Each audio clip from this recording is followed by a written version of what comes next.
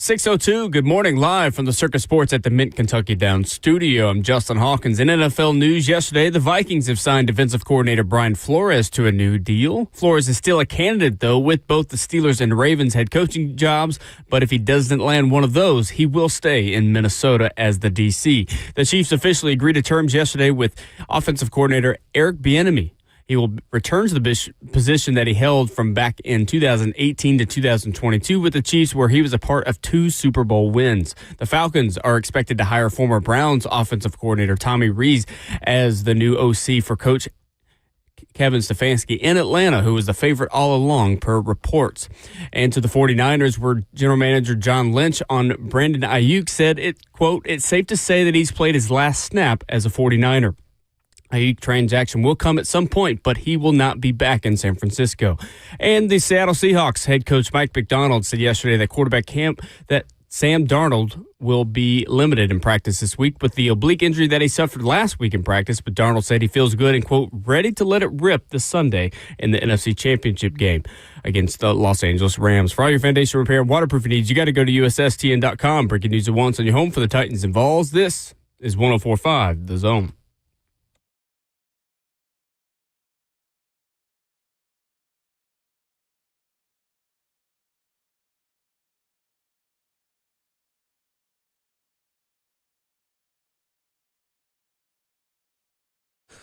Ramona Will is on your radios and smart devices, kicking off Friday Junior on 104.5 The Zone.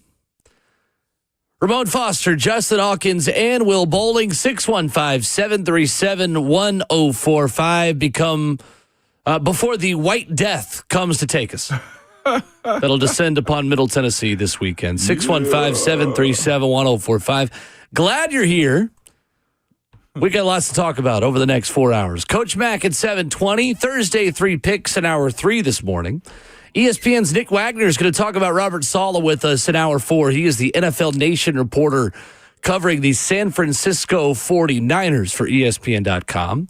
We've got some conference championship previews coming up for you here in hour number 1. Thursday, January the 22nd. Good morning, gentlemen. How are we doing? We're good, man. Good morning, Will. Good morning, Jay Hawk. Glad to see everybody made it in safe. I think we're on the front end of what could be dicey roads moving forward. But, hey, let's be here now, I guess is what I'll tell myself. So how cooked am I, pun not intended, if I've not been to the grocery store yet? Overcooked. Really? I'm going to be real with you. I haven't been either. You're probably well-done steak. Like, you ain't overcooked, but, like, you still young and, like, ordering steaks and you can't afford to, like, have, like, you know, a medium steak just yet. Yeah, you're well-done steak. Which anything over medium well for a steak for me is basically illegal. Basically, yeah, like pine tar. It is. That's just me. That's how I used to order steaks and just sauce it down with A1 all the time. But see, here's the thing, though. If you go to the store now, you're probably not going to get much. It's all gone. It's all Is gone. it really? Yeah, I was talking to my mom yesterday who said I think she was going to go to the store tomorrow. Yeah. My dad went the other day. It's already a lot of it gone. Mm-hmm. And it's like essential stuff that you think of that you'll need in days like this. Like I went yesterday to the K. Roger Kroger, okay, and I was trying to get me some propane tanks. I keep 4 at the house in general. I'm on the back porch doing stuff, and I needed 2 replacements. I go in the Kroger yesterday, and I look at the produce section. I walk in with this lady. She said, "Oh, my goodness." I said, "Yeah." This was around 6. So we're talking this around 4. Fresh produce, like those kinds of Fresh things. produce yesterday. was low. That's good. I never really used fresh produce anyway. So that's a good sign. We love vegetables in a bag in my household. Perfect, then. You should be good. Walmart had a good bit of that still. These are the follow-up questions I needed answers to. Walmart, you'll be able to find like, something. can I get like a chicken breast or 2? Chicken breasts or 2 frozen, probably. Yeah. Like that. Well, you said you were going yesterday after the show. See, here's my question that I don't have the answer to, and I will get today. Living closer to the downtown area as I do, I'm not going to give away a neighborhood, but living closer to the downtown area as I do, I feel like there are many more people like me who will have procrastinated this or just aren't worried about it, who will be going to more downtown center grocery stores. Plus, I am in walking distance of a lot of different restaurants, and so people like me who are maybe a little bit more walking distance to places where they can get food. Understood. Might be a little less panicked. That's what I'm banking on today. Nah. See, for me, Okay. I live Thanks. within 5 minutes of a grocery store. So I told my wife yesterday, I said, if it just has to be this way, Saturday, Sunday, whatever it is, we'll just make the short trip and just go to the store. It's not that far. We can make it. A lot of other people are too cautious to be on the road. Meanwhile, if you just drive slow, you'll be fine. That's true. So we can go to the store this weekend. I will say, Yeah, if it's ice, there's done no it. speed you can We've done go it. that We've where done you're, it like where you're every fine. year. you've done ice? We've not done ice every year here, though. No, I meant like every year that it happens, we'll just, if it has to happen, we will go on that day. Wow. I will tell you, Risk. like, fresh meats is probably low. Waters is low. The bread aisle don't is need water, I'm pillaged. good. Bread, but you might in case water gets shut off. That's what happened. Was it like 3 years Yeah, I ago? think I'm going to go right after the show today. I'm kidding. It'll be all right. It's going to go to they're Costco. still- it's gonna We go do. to Sam's. I do have a good bit of Yeah, things you might be already better off there, going but- to a bulk store though. No, you don't need bulk store No, I stuff. don't. I had a at lady all. call into I the don't. show yesterday. She said she didn't want to go on air, but she just wanted to say that everybody and their mama was at the store in Yeah. line waiting for it to open, and then when Straight they up. got in there, Waiting nothing for it was to there. open is crazy. Yeah, no, you don't understand. You in the South. I'll say this too. yeah. There was a lot of older people yesterday too. They jumped the gun. Like there was a ton of older individuals yesterday in the stores too. It was just very noticeable, and to me watching that. But it is light on the shelves, but it ain't like.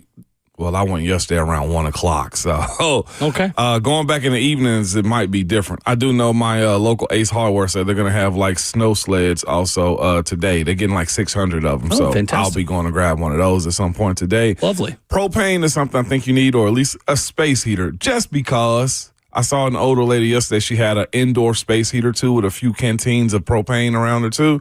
That's usually the biggest threat, to be quite honest with you, is, one, dripping your water at nighttime so your pipes don't freeze. Yep. And if the power does go off, how are you staying warm? That's really your concern. Most of us got stuff in the house to eat on or can borrow, I would hope, from somebody, too. But, yeah, if you ain't got at least 2-3 days of food, Will, you might be cooked, pun intended. Okay. Well, good to know. Frozen, I guess is what I should tell you. Frozen food. Come on down. Frozen fruit aisle will be seeing me very soon. Yeah, now that's somewhere you can flourish Okay. if you got power.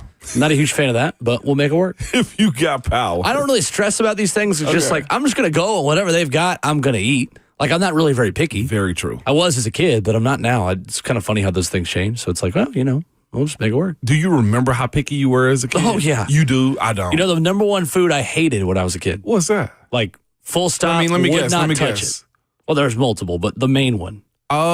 Green beans. No, I didn't mind green beans. You didn't mind green No, beans? I I had didn't to mind be green like beans. tricked into liking green beans. I hated, and still to this day, I'm very picky about it. Hated mac and cheese, like hated it when I was a kid. Would not touch it.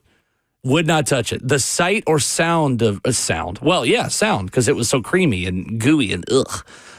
The smell of Easy Mac made my stomach turn. Easy. Now, Easy Mac, I liked it because the commercials seemed cool. I like the idea of it. What happens when the commercial's over? My You got mama always a made hot, it, though. steaming pile of garbage in front of you. We never really had A jingle that. doesn't help you then when you've got a You hush your gross. mouth. You hush your mouth. No, I will do no such thing. We never really had like gross. Easy Mac because my Ugh. mom always made it. You know what I'm saying? But like, you don't like that either. Like, are you a mac and cheese person now? Like So, seafood, like or is it lobster just the mac and cheese? I am very picky about it now, but I will eat it. You will eat it. I prefer a white cheese mac and cheese with Yeah, white cheddar's delicious. multiple cheeses in it. Like, and then you put a little bacon. If there's crunch in it, Gouda. I'm good. The texture It's the throws you off. texture of it that I just can't. It's why I don't like hot fruit either. Gouda. I don't like hot fruit. You don't like For the hot same fruit. reason. So peach cobbler's a Gouda would be no-go. great. I've come around on that a little You bit. come around on peach cobbler. There's Okay. certain it's where that's where my I'm glad we get to know you. that is where my Brentwood comes out. Where if it's like canned cherries I respect or it. canned apples in like a hot pie or Yeah. kind of situation, I don't know what it is. I have See, a I mental. can't do canned See, the thing is, like, cherries. here's the thing about people that don't like foods. I didn't choose it. That's why the good Lord made me. All right. When He was sprinkling in my sense of humor and my stunningly good looks and all the great things about me, He didn't sprinkle in likes mac and cheese. All right. So I don't know. It's not up to me. I'm just playing the cards I was dealt, and sometimes get that. you got to accept that the three of clubs just has got to get the job done. All I right. get that. I will say I'm not into like the hot cherry pie stuff. I can't do a blackberry pie. Peach cobbler's a yes. Sporadically, I have like an apple pie turn. Now, turnovers where it's more crust is a different conversation. Now that I'm good with, because again, if it's crispier, that I'm makes fine. sense. Or if it's a lot more cinnamon, then I'm good because I like the cinnamon part of it. I don't think I've ever had canned cherries. But a cherry pie, like that's what people use, I think. And I for the life of me, can't think that that's good. You know, the best way to eat a cherry? Hard, like. No, I like fresh cherries. A bourbon cherry, Maraschino cherries, absolutely. I'm those into are good for us for like inflammation. While I was running. Really? Yes, they are. Like at UT, who just hired a new nutritionist yesterday. The nutritionist we had, they loved giving us cherry juice. Yes. So I'd go to nutrition and get like a peanut butter sandwich and cherry juice. I love cherry. It's just, again, like these just basic cherry pies. Like I cannot do it. So my ick into eating like foods is runny eggs. I cannot for the life of me. Y'all people that do over easy eggs and dip the bread into the yolk and eat, I cannot do that. You wouldn't like my breakfast that I had at Cracker Barrel on Sunday. Why it was one of those, where you put the egg medium inside of eggs. The bread. You know, it's got the hole in the bread. And you have that's called a bagel, Justin. No. I know what you're talking about. I'm kidding. It's like egg in a basket. Yeah, egg in a basket. That's what it is. And I had an over easy egg, and it just ran. Oh no! Yeah, I'm not the biggest fan of that either. Putting it on your burger, medium well eggs. I have a fried hard egg I put on my burger. Like I tell them, fry it hard. I don't want no runny. That and like white cream stuff. Like I can't do miracle, like not Miracle Whip, Cool Whip. I can't do whipped cream. You know, like Cool Whip? No. Funny thing is, so the quick story about taste? that. I hated Cool Whip as a kid. Hated it. I was the same way you are. And my brother and sister, who are 12 and 10 years older than me, gave me a bowl of ice cream with Cool Whip on top of it. I was very upset about this. And I cried. I was probably like 3. I cried, was like, no, I don't want Cool Whip in my ice cream. They're like, all right, we'll be right back. They went into the kitchen. They flipped it upside down and put it in a new bowl where the Cool Whip was on the bottom. I ate it and I was like, what'd y'all do to this? This is really good. This is better than it was before. Like, yeah, we flipped it upside down, you idiot. I can't do it. So anyway. I can't do it. But yeah, I can't do the runny eggs. I can't do Cool Whip. Like people that put like all that whipped cream on top of their coffee and cherry on top with the ice cream. Right. Why? Whipped cream on coffee? Yeah. What? Oh, yeah. Ice cold. You go to like ice cold. You go to a chain place that has it on a latte or like an iced latte. I would literally get a spoon, scoop it out. Like if you bring me some on my dessert, I'm scooping it out in my paper towel. Well, it's just nah. Well, they're probably out of that at the store right now anyway, so you'll be fine. I can't do it. Evan and Bank Chat not happy with me. Again, I like mac and cheese now. I just hated it as a kid. Okay. Again, I to my point. I'm not picky anymore. Typically, that's a kid's favorite thing is mac and cheese. It is. And chicken tenders? Oh, chicken. Whoever disparaged chicken tenders. I'm just saying the combo of mac and cheese and chicken tenders. I am still a red-blooded American. 615-737-1045. The latest on the search for an offensive coordinator and a grocery look ahead at conference championship weekend. Coming up next.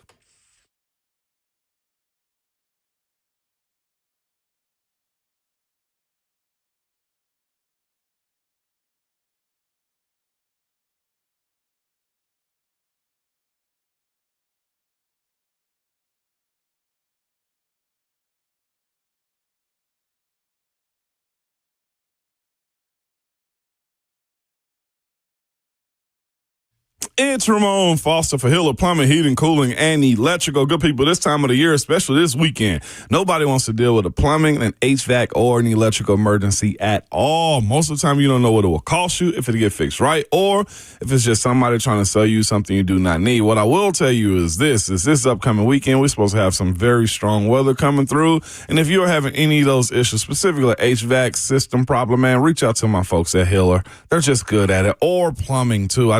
We know how this time of the year can get for us. These types of issues pop up when you don't need them at this time, all right? What I like about Hiller is this, man. They're very professional in everything that they do. Their techs are very good. They're experienced and they're trustworthy as well. Cool part, when they're on their way, you'll receive a photo of the specific tech that's coming to your house and a link to track them in real time so you're not sitting around wasting your time. The motto is this: happy you'll be, the service is free. 100% satisfaction guarantee is what they want. If you're not satisfied with the work they've done, they will do everything they can to fix it or simply say, here, we'll give you your money back, man. They are some of the best people around when it comes to doing work around your house. Trust me, I use them as well. Recently used them earlier this year to get my HVAC system service, man. But to learn more about them or to book with Hiller, go to happyhiller.com.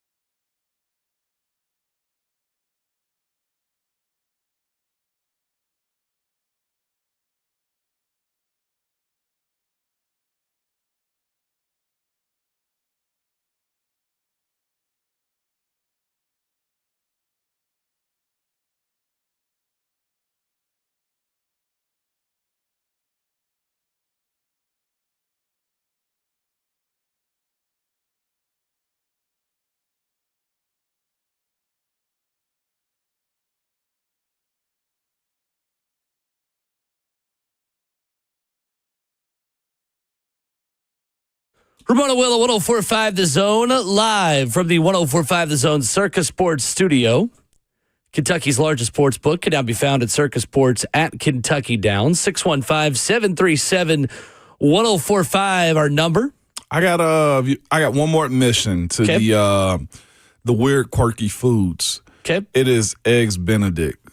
Okay. I can't do it. I know what it is. It throws me off. I'm probably missing out on great meals. No, I'm with you. Sure are. Not a big fan. See, Hawk is you not can a big do fan. crab Benedicts. You can do bologna, ham, sausage. Bologna. I ain't had bologna in so long. Put some Yes, I did. bologna on there. Had, lobster. Centerpoint steak. Barbecue. They got an awesome You smoked can make anything bologna into a sandwich. Benedict. Okay. I'm talking about awesome. And by the way, I got brought up, who was the West KY guy in the chat? Cool Whip. I can't do Cool Whip. Keisha was actually looking for some Cool Whip. Cool Whip. Cool Whip. Cool Whip. Cool Whip. Got to throw the H in there. All right, we're good. And Sound like also Family too, Guy. my wife as of late, man, has become like this cook at home type. She's made the best homemade biscuits. I see why dudes get like settled into like the wives like cooking, and you don't want to go nowhere else and eat. These biscuits she made, Savage, you're gonna be mad at him because I ain't brought you one yet. The best I've ever had in my life. Okay. They rose and were flaky like the ones that came out of the store. And shout out to my sister-in-law, Shonda, too, by the way. She brought my wife sourdough starter. Oh, Peyton has just started her sourdough journey as well. Sourdough starter. That's tough. That's tough. I just texted her just now. It's like, hey, you got to take the starter out to feed it. Like, I'm into It's a living being in your fridge. It's crazy. whatever she's about to do with this starter, I'm into it because she ain't missed yet, okay? Water and flour. Water.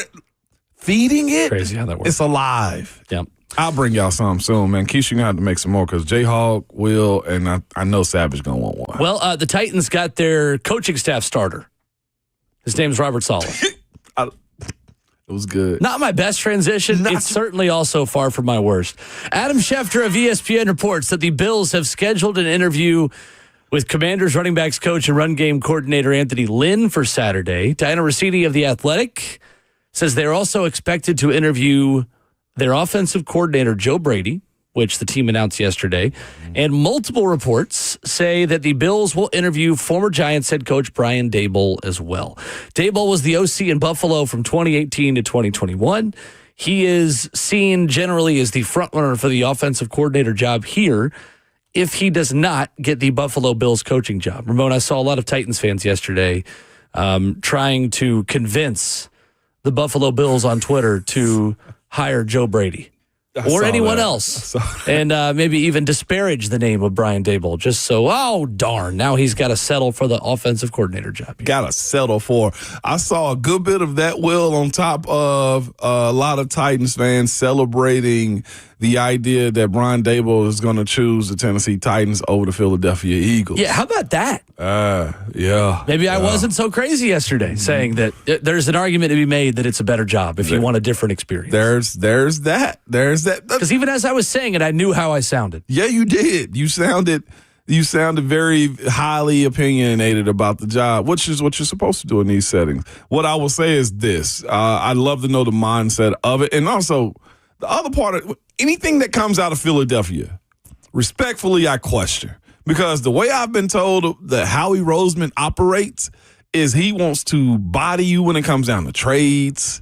He wants to make himself the biggest figure when it comes down to the football management carousel that people have these days. So I side-eyed it just a little bit, but in the same sense, it makes sense.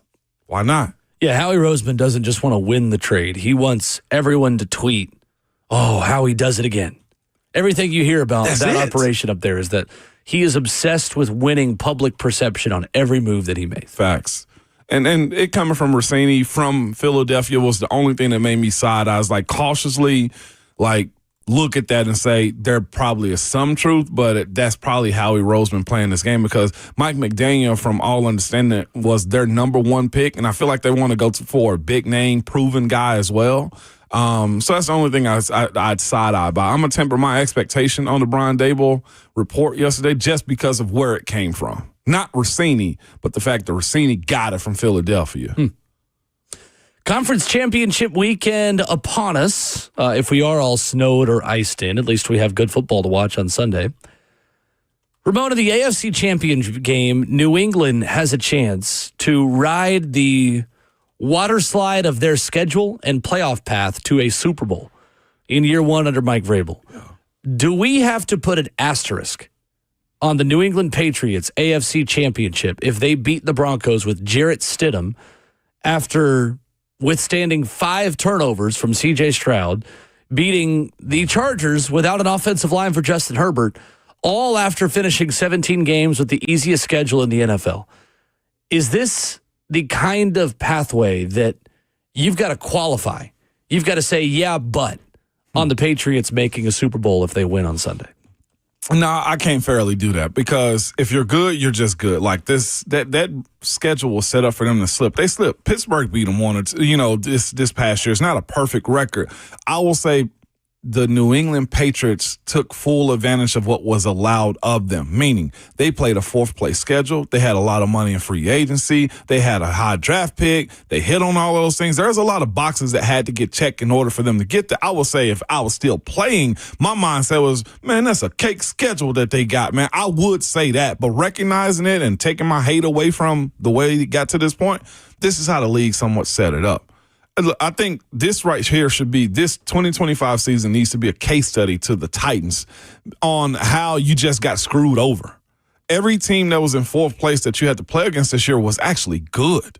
And that's the issue that New England did not run into. Nobody knew that Drake there was speculation that he would get this good. But the 2 running backs that they've had, Stephon Diggs being a good part of their team this year, who's the other, Kayshon Boutte? Like, he wasn't a problem, but people had questions about him, and he's kind of turned the leaf over, too. The defense is playing really good. So, no, I will say this. This is the way championships are won, though. I think we put too much hype into, man, they got a good they got a good team. The schedule matters. Yeah. And the only reason I say that is because I thought we had solid teams in my time in Pittsburgh, and I know we did. But the wrong injury, the wrong turnover at the wrong time, guys get suspended, or it's the smallest, silliest little thing whatsoever. The 4 years I know we had a real good shot into making it. Le'Veon gets hurt twice. Ben got hurt once. Antonio Brown was down one of those times too. We went into those games and matchups not strong. And New England has had great health. They've had a beautiful schedule. And here's them about to go to Denver and play against a non-starter at quarterback. It's a lot of luck into being good, y'all, is what I would tell you, too, because you got to have health. You got to have the right scheme and everything else that goes into it. Heck, the year that I thought was one of our better years whenever I was playing the 2017 season, here you go with Jacksonville having a super team with Calais Campbell, with Jalen Ramsey, with every single other. Blake Bortles had a phenomenal game against us. The one game, then he goes to New England and crap the bed. Like, the matchups matter in these moments, and that's why I think coaches deserve more time. Players deserve more time to develop as well in those windows. But I think they're going to from a player perspective, like, guys are going to say, well, it was an easy schedule. This is the way the NFL intended it, though. How do you personally see it? Do you say it's a cake schedule, or? I mean, it is. There's no way around it. Like, the really schedule was very easy, and the winning percentage of New England's opponents this season was .391. It's well below 500. Here's the other thing, though. Like, all those teams had to play and lose to New England. So there is a reason why the better teams, when the season is over, have the worst opposing win percentages in the NFL, because oftentimes the good teams have beaten those opponents. So that is kind of baked into what the strength of schedule number looks like just at face value to begin with. The difference between good and bad in the NFL is so small compared to most other sports that I don't really care about the schedule thing. If you last this long over your own injuries, if you protected your quarterback well enough over 20 football games, if you've not had crazy turnover games where you just have tipped passes or fumbles that bounce to the other team and the snowball gets rolling down the hill and becomes an avalanche, like, withstanding that is something that you deserve credit for.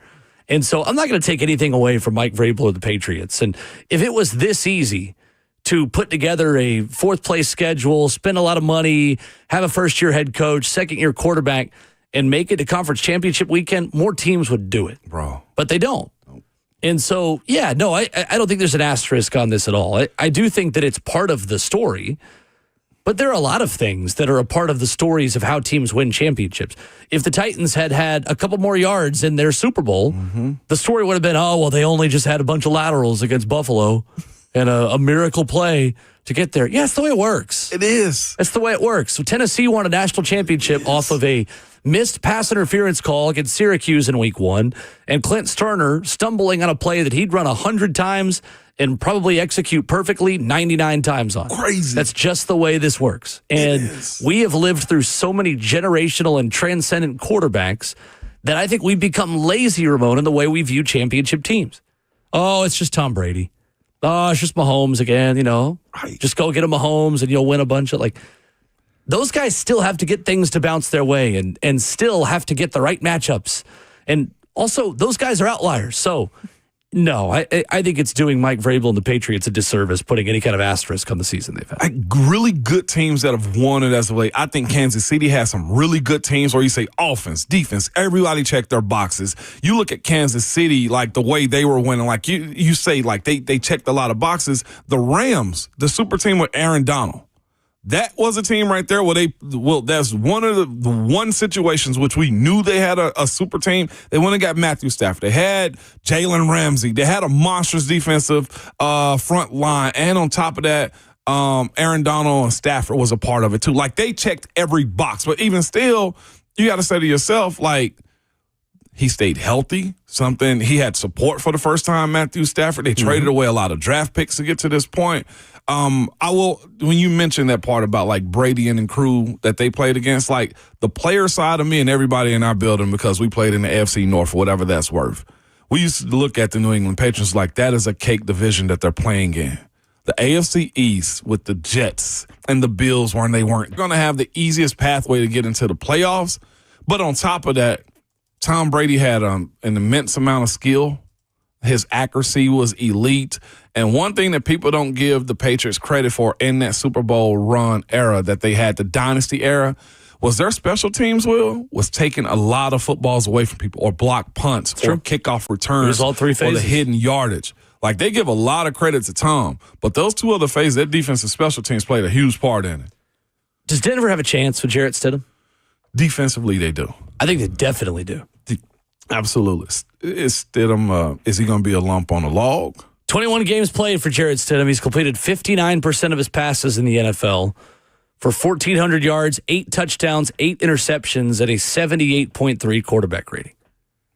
Not great, Bob. Played 3 games in 2023, 40 for 66, 61% completion, 496 through the air, 2 touchdowns, a pick. He was sacked 7 times in those 3 games behind a very different Broncos offensive line, to be fair. You know the difference for him, and he's got to realize, and maybe it's best for him to go out there and just play loose, is these games players and teams and coaches get tight.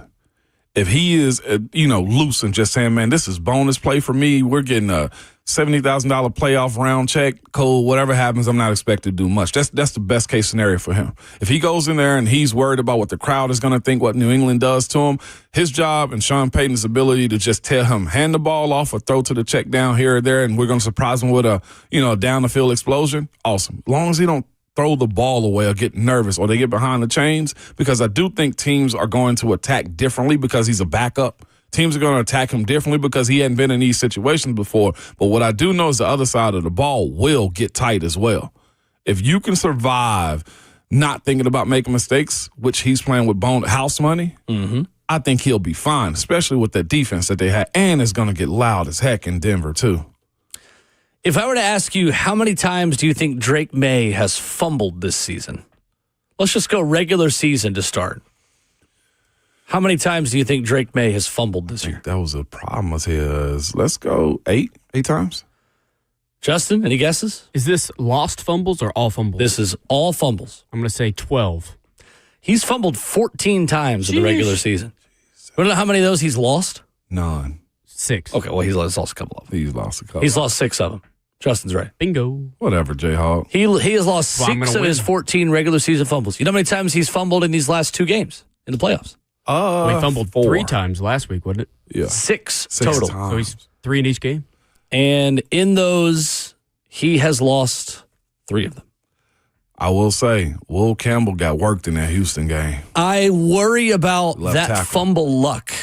Just, again, talk about luck. That is one thing they've had. The ball has bounced back to them. And that's pretty random, right? On the an offensive lineman's ability to pounce on it or his ability to get back on it. That's Denver's pathway to winning this game. Does their pressure result in sacks? And can he just get on the football when it's on the ground? Because he will put it on the ground. Led the NFL in fumbles in the regular season. This is a Denver defense, number 2 in pressure rate defensively. In the NFL this season, the New England offensive line is 25th in pressure rate allowed. I'd love to see what that split looks like home or away, Ramon, because in Denver, with the silent count that New England is going to have to run and the noise in Mile High Stadium, it becomes that much more difficult to protect Drake May. I think this is one where I'd feel a lot better about New England if they were at home. But that is a tough place to play. I think that energy in that crowd is going to be even higher because of the fact that they feel like they got to do more. Right. With Jarrett Stidham at quarterback, 1 or 2 turnovers or short fields or fumbles that put them in goal-to-go situations is all Denver needs in this game. I think it's low scoring. I think Denver does cover. I do think New England wins. But I think it's much closer than a lot of people think it's going to be. It's for this particular reason. I'm worried about their New England's young rookie left tackle, Will Campbell. I am too. Because here's the issue that he has after the game. He couldn't celebrate it. Will Campbell them got after him in that last game, man. And here's the thing. He won't get any grace whatsoever with Nick Bonito coming off that left side. Nick Bonito made Deion Dawkins look bad last weekend, too, with another strip sack that he had against Josh Allen. John Franklin Myers is going to get after him. And the issue that Will Campbell's facing is this. He going on the road, to your point, the rookie left tackle from New England, and you see it on his face that it's bothering him that guys are getting after him. Like they were asking, I saw some of his post game, and they were asking him after the game, about how does he feel, giving up sacks. And his whole thing was, this is the NFL. And he just had that look of like, wow, this crap is real. He got baptized. Yeah. In the worst possible time. I do think, like you said, New England will be fine. But that defense can cause problems. I've seen that defense cause problems with DeMarcus Ware. Oh, my gosh, I don't want to relive this. Against Houston, Will Campbell's PFF grade was a 16.5 in pass blocking. Yeah. We went there one time. I have to tell you after the break. Okay. My Denver experience. Allowed 2 sacks, 4 pressures on 34 pass block snaps against Houston. Allowed 8 sacks all season, Will Campbell. Going to be a really good player, but good edge rushers have kind of gotten after him a little bit, and Denver has good pass rushers. 615-737-1045. We'll take a look at the NFC game coming up next.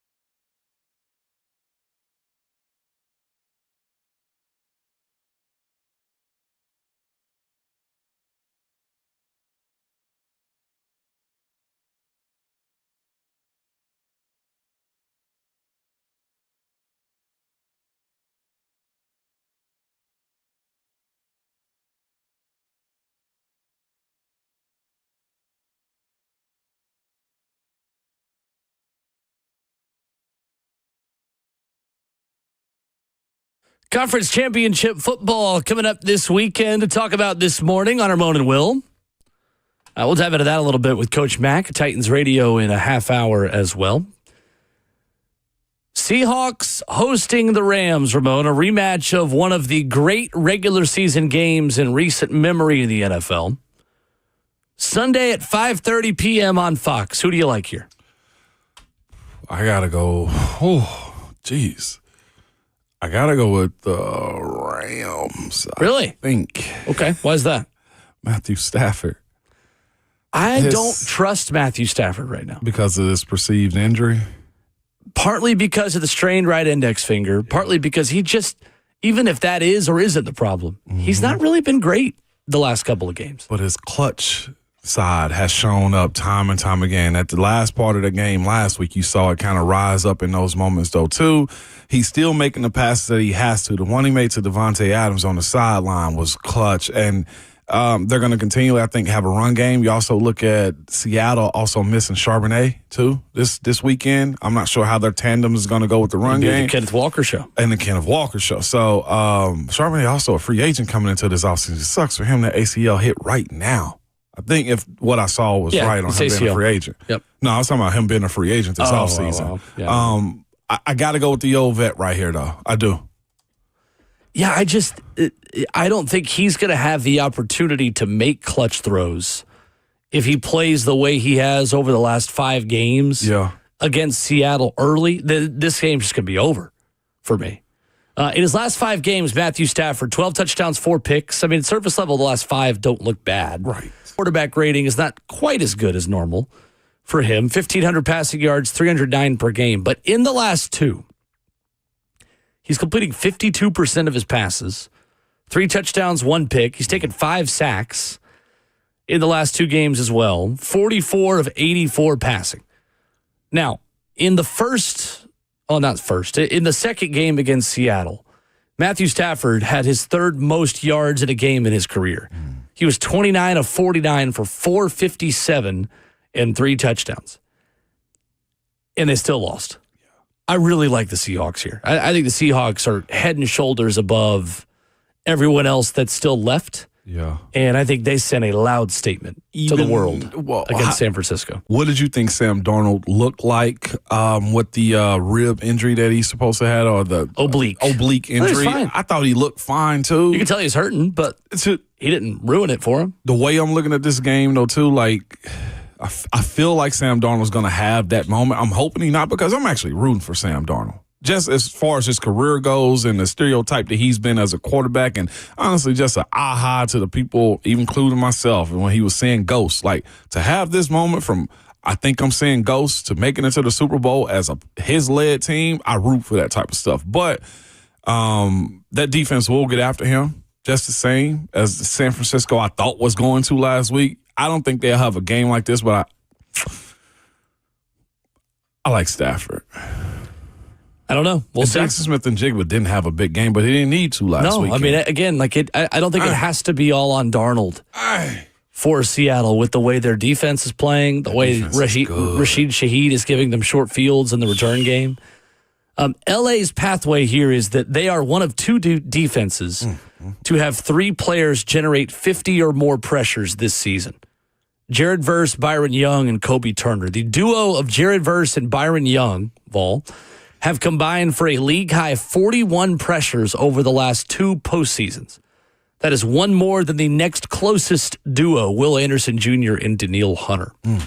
Those 2 combined for 121 pressures this season, the 6th most among edge rusher duos. So that's the pathway for LA, is unsettle Sam Darnold enough to where he makes a mistake that gives you the game. The problem is that I don't think that LA can do enough offensively against Seattle the way their defense is playing right now to force them to throw it. I think if Seattle has the benefit of the run game and play action and letting Sam Darnold be a part of their offense and not the main part of their offense, that's why I like the Seahawks. I don't think quarterback has to be the main story for Seattle in this game. You're kind of swaying me on that one because that is the point. Like, it's hard to say if Sam Darnold's got to go win this game, or can they just ground and pound the way they have and play the defenses that they have in these past weeks too? It's two banged-up quarterbacks. I mean, both of them have injury red flags right absolutely. now. Even with this, dude, I personally look at the NFC stronger than the AFC, though, too. Yes. Okay. Without question. Okay. Without question. I think the winner of the NFC Championship is your Super Bowl winner. It almost feels too cut and dry. And see how obvious that feels right now. Here's the other part, though, too. Like, talk about luck. Like, neither one of these teams, Rams, they did have to at some point, don't have to really deal with Philly at its strength. Well, what we think Philly is. Division. Yeah, I know. Well, that's the other part, though, too. NFC West is cooking, to your point. Yeah, it is. Let's go to David in Lebanon up next on the phone lines. What's up, David? Morning, David. He's listening to us right now. David, can you turn your radio off? Are you in water, David? All right. Come on, David. We're going to keep moving. 615-737-1045 is our number. Coming up, Duke taking their old quarterback to court. Our thoughts next.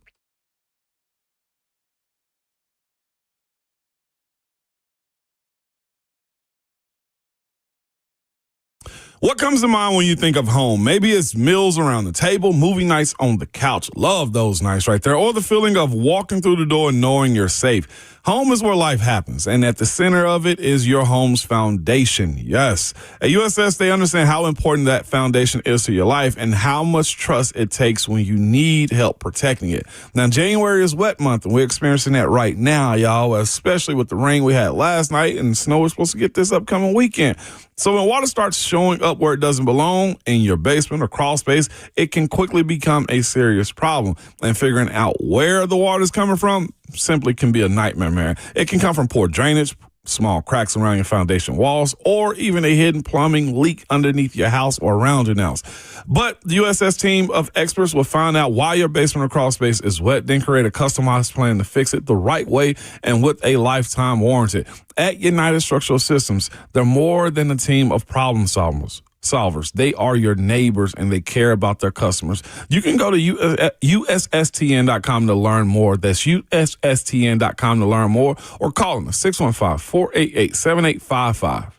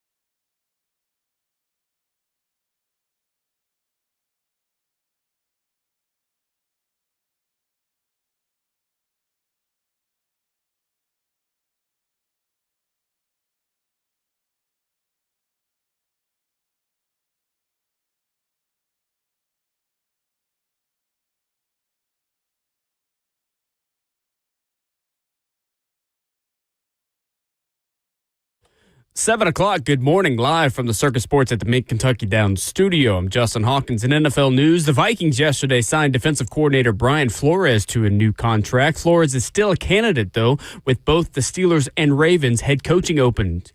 But if he doesn't land one of those, he will stay in Minnesota as the defensive coordinator. The Kansas City Chiefs have agreed officially to terms with Eric Bieniemy to become their next offensive coordinator. Bieniemy returns the position that he held from 2018 to 2022 with the Chiefs, where he was a part of 2 Super Bowl wins. The Atlanta Falcons are expected to hire former Browns offensive coordinator Tommy Rees as the new OC for coach Kevin Stefanski in Atlanta, who was the favorite all along per reports. The San Francisco 49ers GM John Lynch talked about Brandon Ayuk yesterday, the wide receiver out of Arizona State. It's safe to say that he's played his last step as a 49er. Ayuk, his transaction will come at some point, but he will not be back next season. And Seahawks head coach Mike McDonald said yesterday that quarterback Sam Darnold will be limited in practice this week with the oblique injury that he suffered last week in practice, but Darnold said he feels good to go and, quote, ready to let it rip this Sunday against the Rams in the NFC Championship game.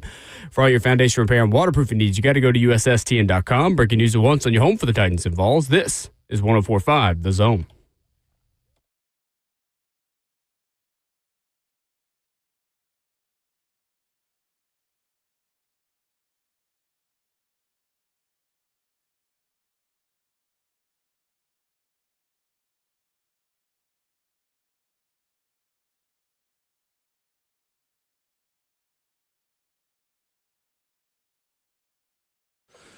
Ramona Will rolls into hour number 2 on your Thursday morning. Glad you are with us and decided to make us a part of your morning.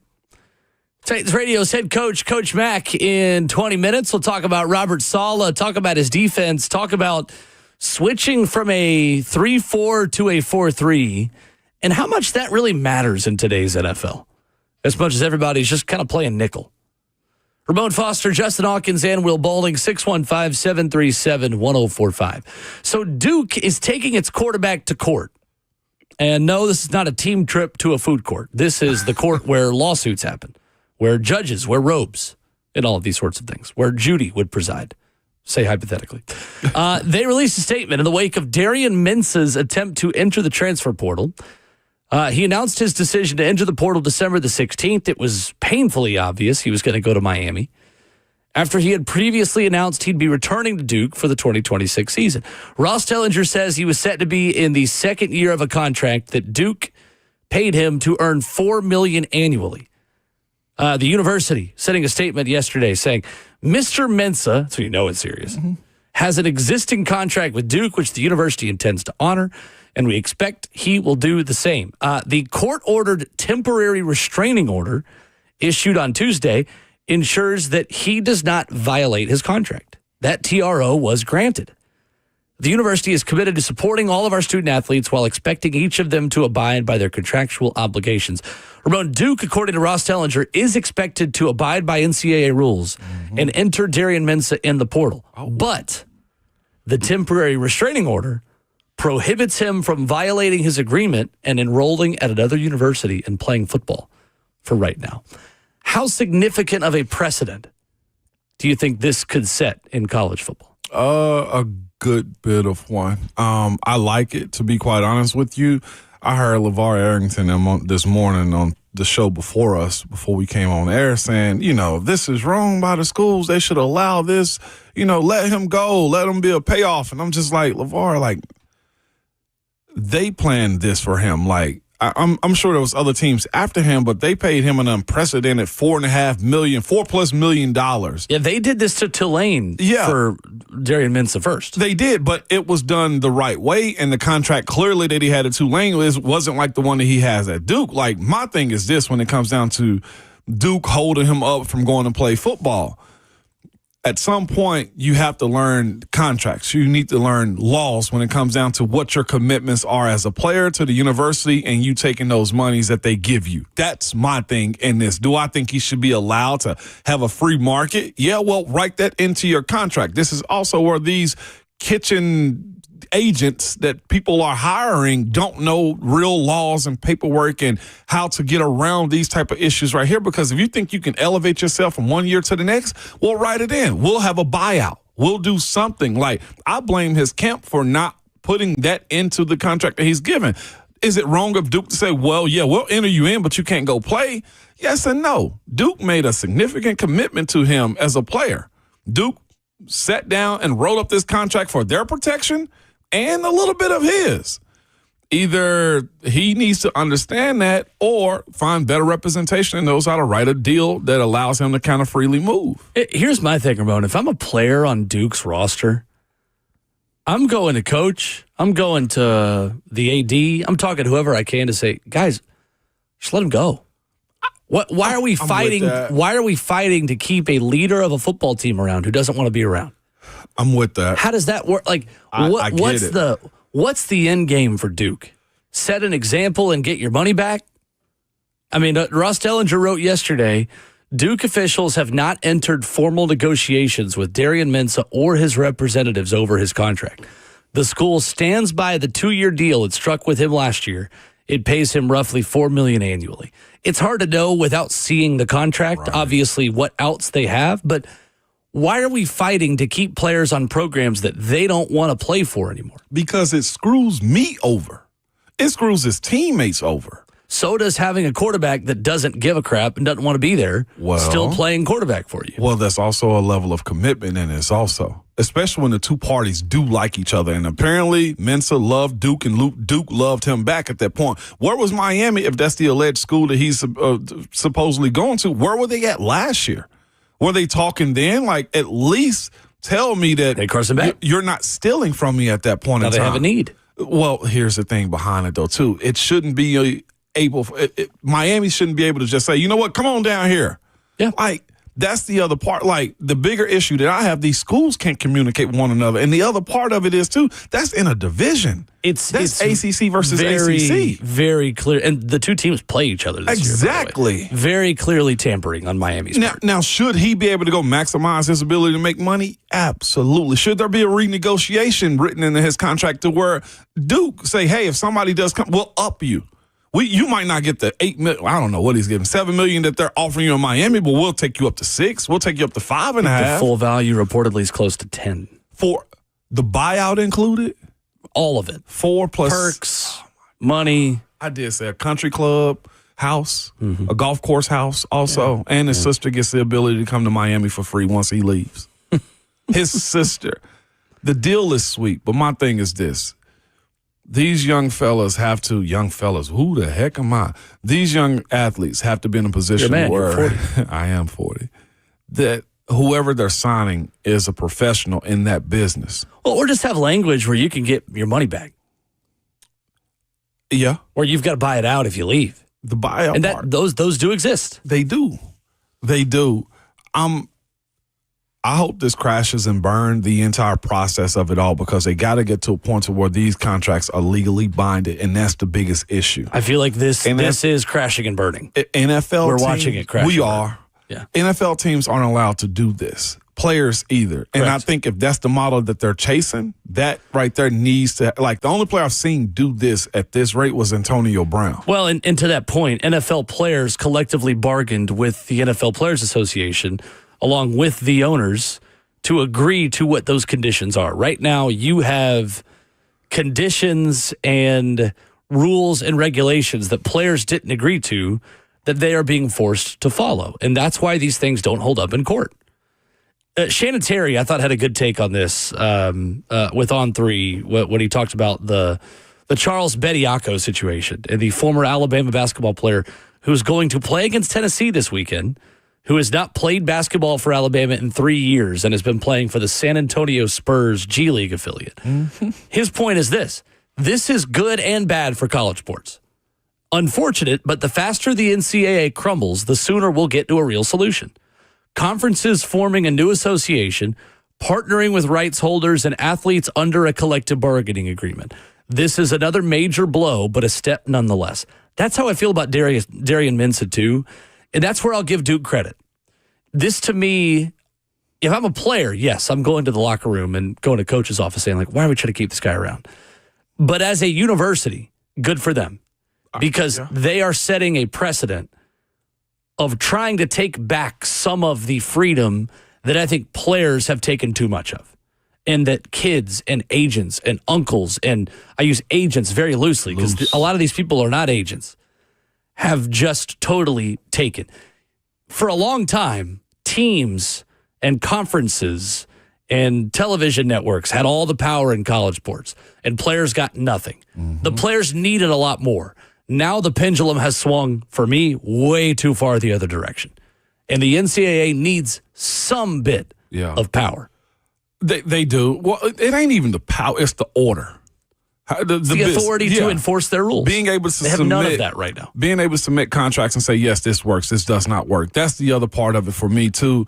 And like you said, yes, it deserves to crash and burn, and I'm all for guys getting their pay. I'm a huge advocate of players getting paid. I tell the story all the time. We had nothing in college while our coaches were driving foreign cars and have nice houses. Now I know they live a different life as well as far as being uncertain with their professions and will they keep their jobs? But there's a lot of labor that's been given but been taken from players and they hadn't benefited from it. My thing is this.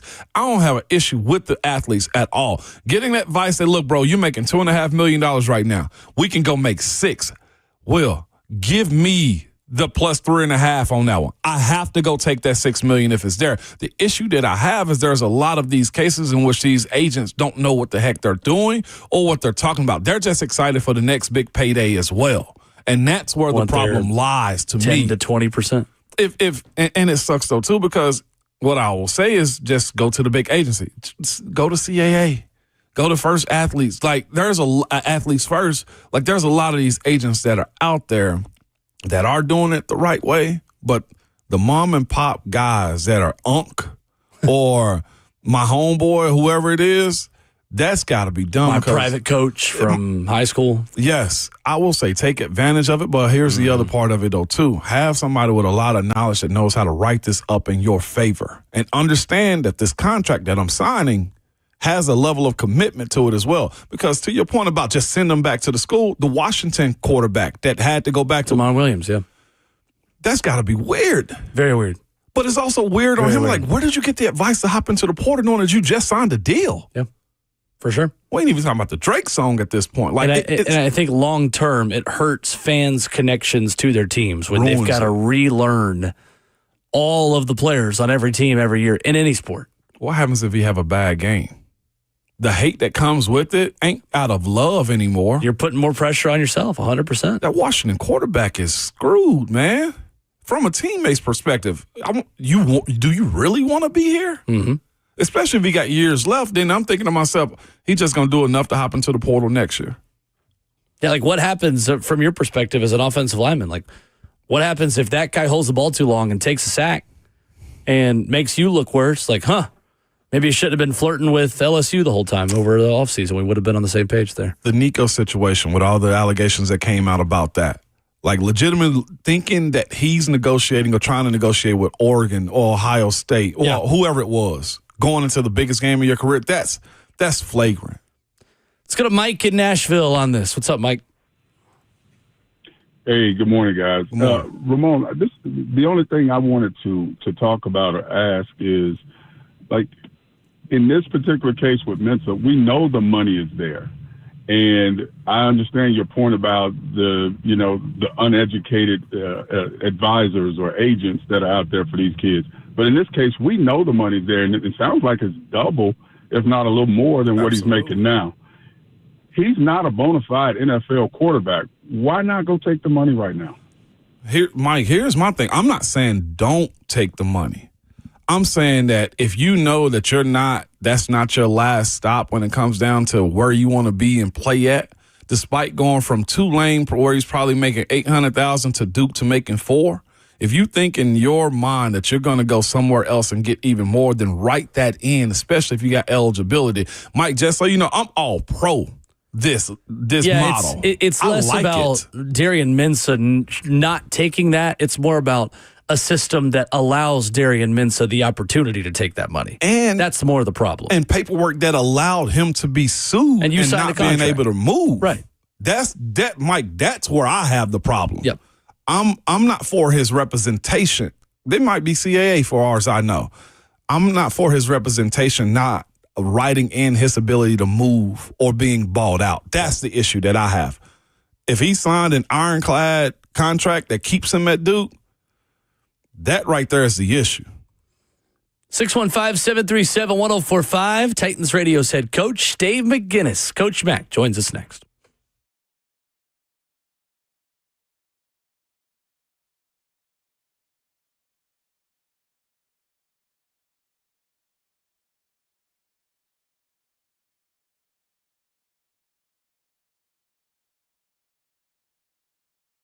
Low mortgage rates are back. Listen, Loan Pronto has fixed rate mortgages with APRs as low as 4.89%, lowest in years.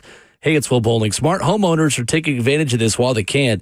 If you got stuck at a 6% loan, you can lower your payment big time. Or you can keep your primary mortgage intact and get cash out of your equity with Loan Pronto's Rapid Equity Loan.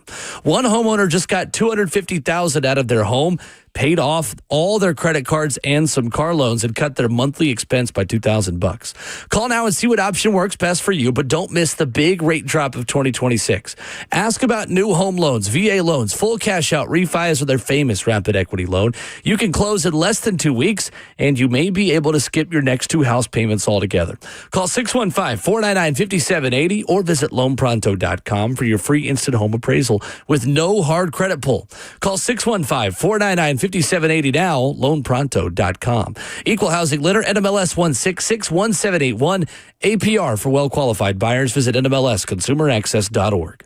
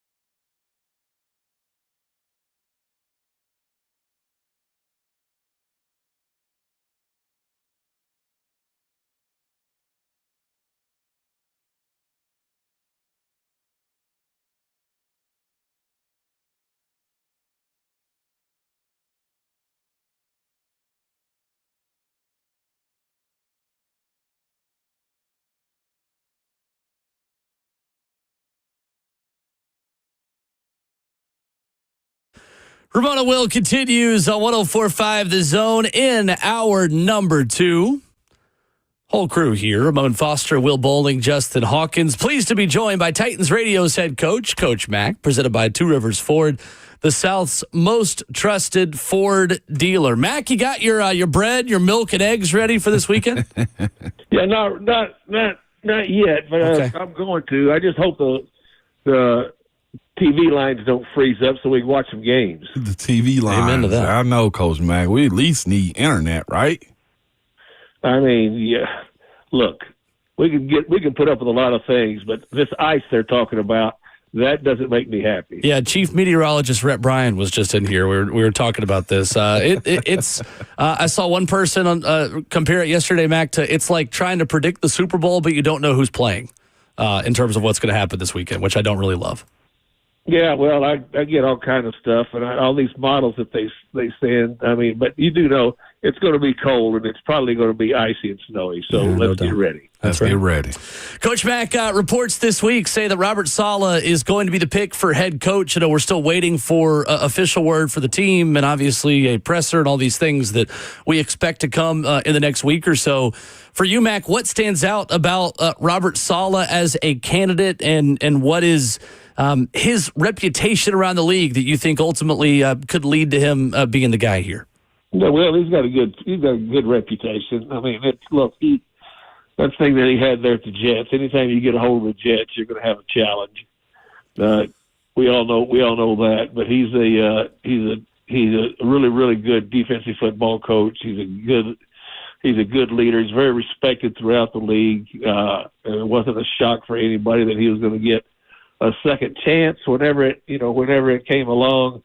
You don't get judged very harshly in this league if you've taken over something really hard and struggle with it, where most people have struggled, with an organization. The important thing for him is putting his staff together, and at the top of it is his offensive coordinator. Clearly, will be very important for the development of the young quarterback.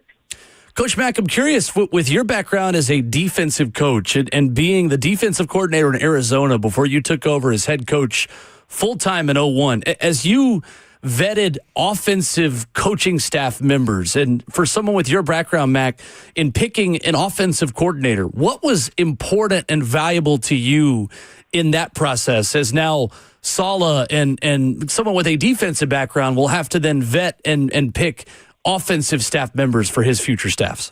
Yeah, well, I needed somebody, Will, to help develop Jake Plummer. Is what I needed, and I also, needed somebody that I knew would blend in with my staff, and it was very important. I also wanted somebody from a background at the time from some of the offenses that really had given me problems when I was calling defenses as a coordinator before I became a head coach. That was important. I did a lot of research and a lot of work with that to see which kind of potential candidates could fill that role.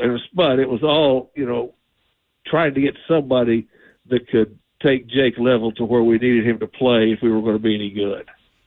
Well, now, Coach Mack, when you look at this profession, man, the football or what it is, I say it's a beautiful game with a, dirty business behind it. Players get cut, players get fired, coaches get fired, change jobs and stuff like that.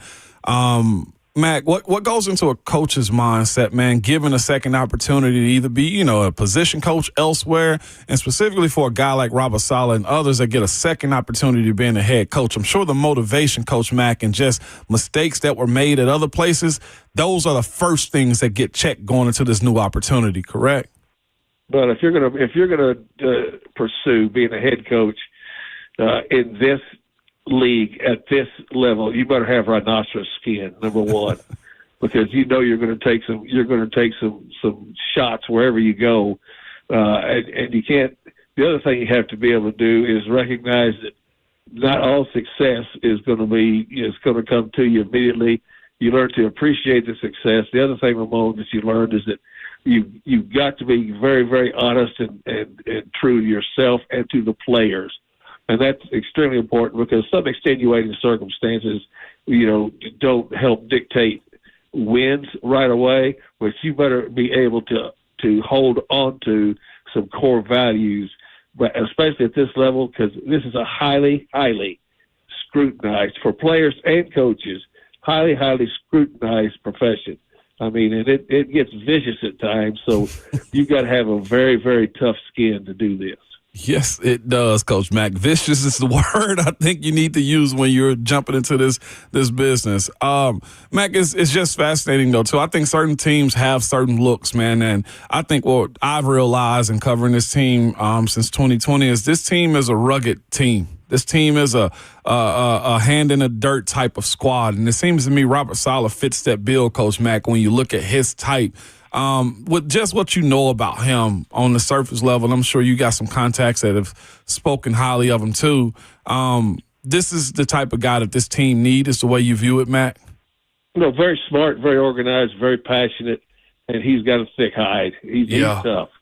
He's a tough dude. And there's a lot of different ways that you can display, toughness, but inner toughness, serious core toughness, and a dedication to the things that are important to him, and you got to be genuine. That's got to be you. You cannot act like a tough guy if you're not a tough guy. You know what I'm saying? Absolutely. Walking into a locker room is like walking into a pen full of dogs. They smell you quick, and so you have to be yourself. Coach David Gittes, our guest, Titans Radio's head coach, presented by Two Rivers Ford.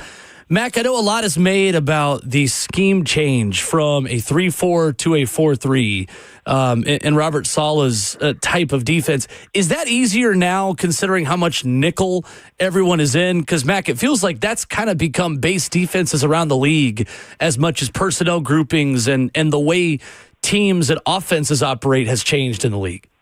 But you're 100% correct. I mean, there's still some changes, but to go from a 4-man front to a 5-man front, depending on what the personnel is you're playing against, depending on down and distance, depending on the matchups that you have week to week to week, everybody can morph into certain things. But what you said when you asked that question is very, very, on point, because most of it is a 4-2 right now, because against all of these 11 personnel and 12 personnel that can play like 11, even people that are in 13 personnel now, you've got to be able to morph your front. If you can't, because you've got to be able to morph your front and get as much pressure and as much run ability as you can, and still be able to cover the space game behind you. So the answer to that question is yes. Mac, I know San Francisco ran into a buzzsaw at the end in Seattle, who may be the odds-on favorite to win the Super Bowl at this point. But Robert Saleh really kind of made it work with a lot of injured players and guys that had gone to other teams like Talanoa Hufanga, Dre Greenlaw, but other guys like Bosa and Warner who just got hurt. What impressed you schematically about that San Francisco defense this season that struggled to get pressure on the quarterback, but still in terms of allowing points and allowing yardage, probably punched above their weight a little bit this season? Yeah, he's pretty stingy with his points. And look, he had a rough go of it in San Francisco when they started losing everybody to injury. And there was a lot of injuries, especially to some really, really good defensive players. They lost some offensive players too, but I mean, I don't know how much is going on with the electric magnetic field out there, but they lost some very, very good football players this year. And on the defensive side of it and offensive side of it, they held it together pretty well. Coach Mack, man, speaking of those electromagnetic fields and stuff, the team that beat them, man, Seattle, they got the Rams this weekend. Hot matchups. I think it's really good. Four good teams this weekend, Coach Mack. We'll see. Will and I were discussing the journey to get to a Super Bowl, Coach Mack, and how scheduling matters. Like, yeah, somebody might have an easier schedule than you, Coach Mack. Injuries matter. Not losing fumbles the way DeMarcus Ware stripped out Fitzgerald Toussaint when I went to Denver a few years back, and I thought we had a good team. I'm not bitter, Coach Mack, at all. But what I'm yeah, you are. Coach Mack, I was right there. The ball was on the ground, but DeMarcus Ware got a gold jacket for a reason. I've got several games during my career where I'm bitter, and I'll admit it. Because there's some things that happen that when you're coaching and playing, you know you have a really good football team, and then all of a sudden you say, what the hell? Yeah. So it's okay to be bitter, Ramon. It is, and that was my point. Like, to win in the Super Bowl, there's a lot of stuff that got to bounce in your direction, Coach Mack. You mentioned those games where you said, we are the better team, and you still lose. This pathway to winning championships, Coach Mack, is harder than I think we make it seem at times. Well, it's extremely hard. There's a lot of things, as you said, factors that go into it. Injury is a huge, huge part of it. The better teams that I was on, that we had a chance to go all the way and had done everything to get to that point.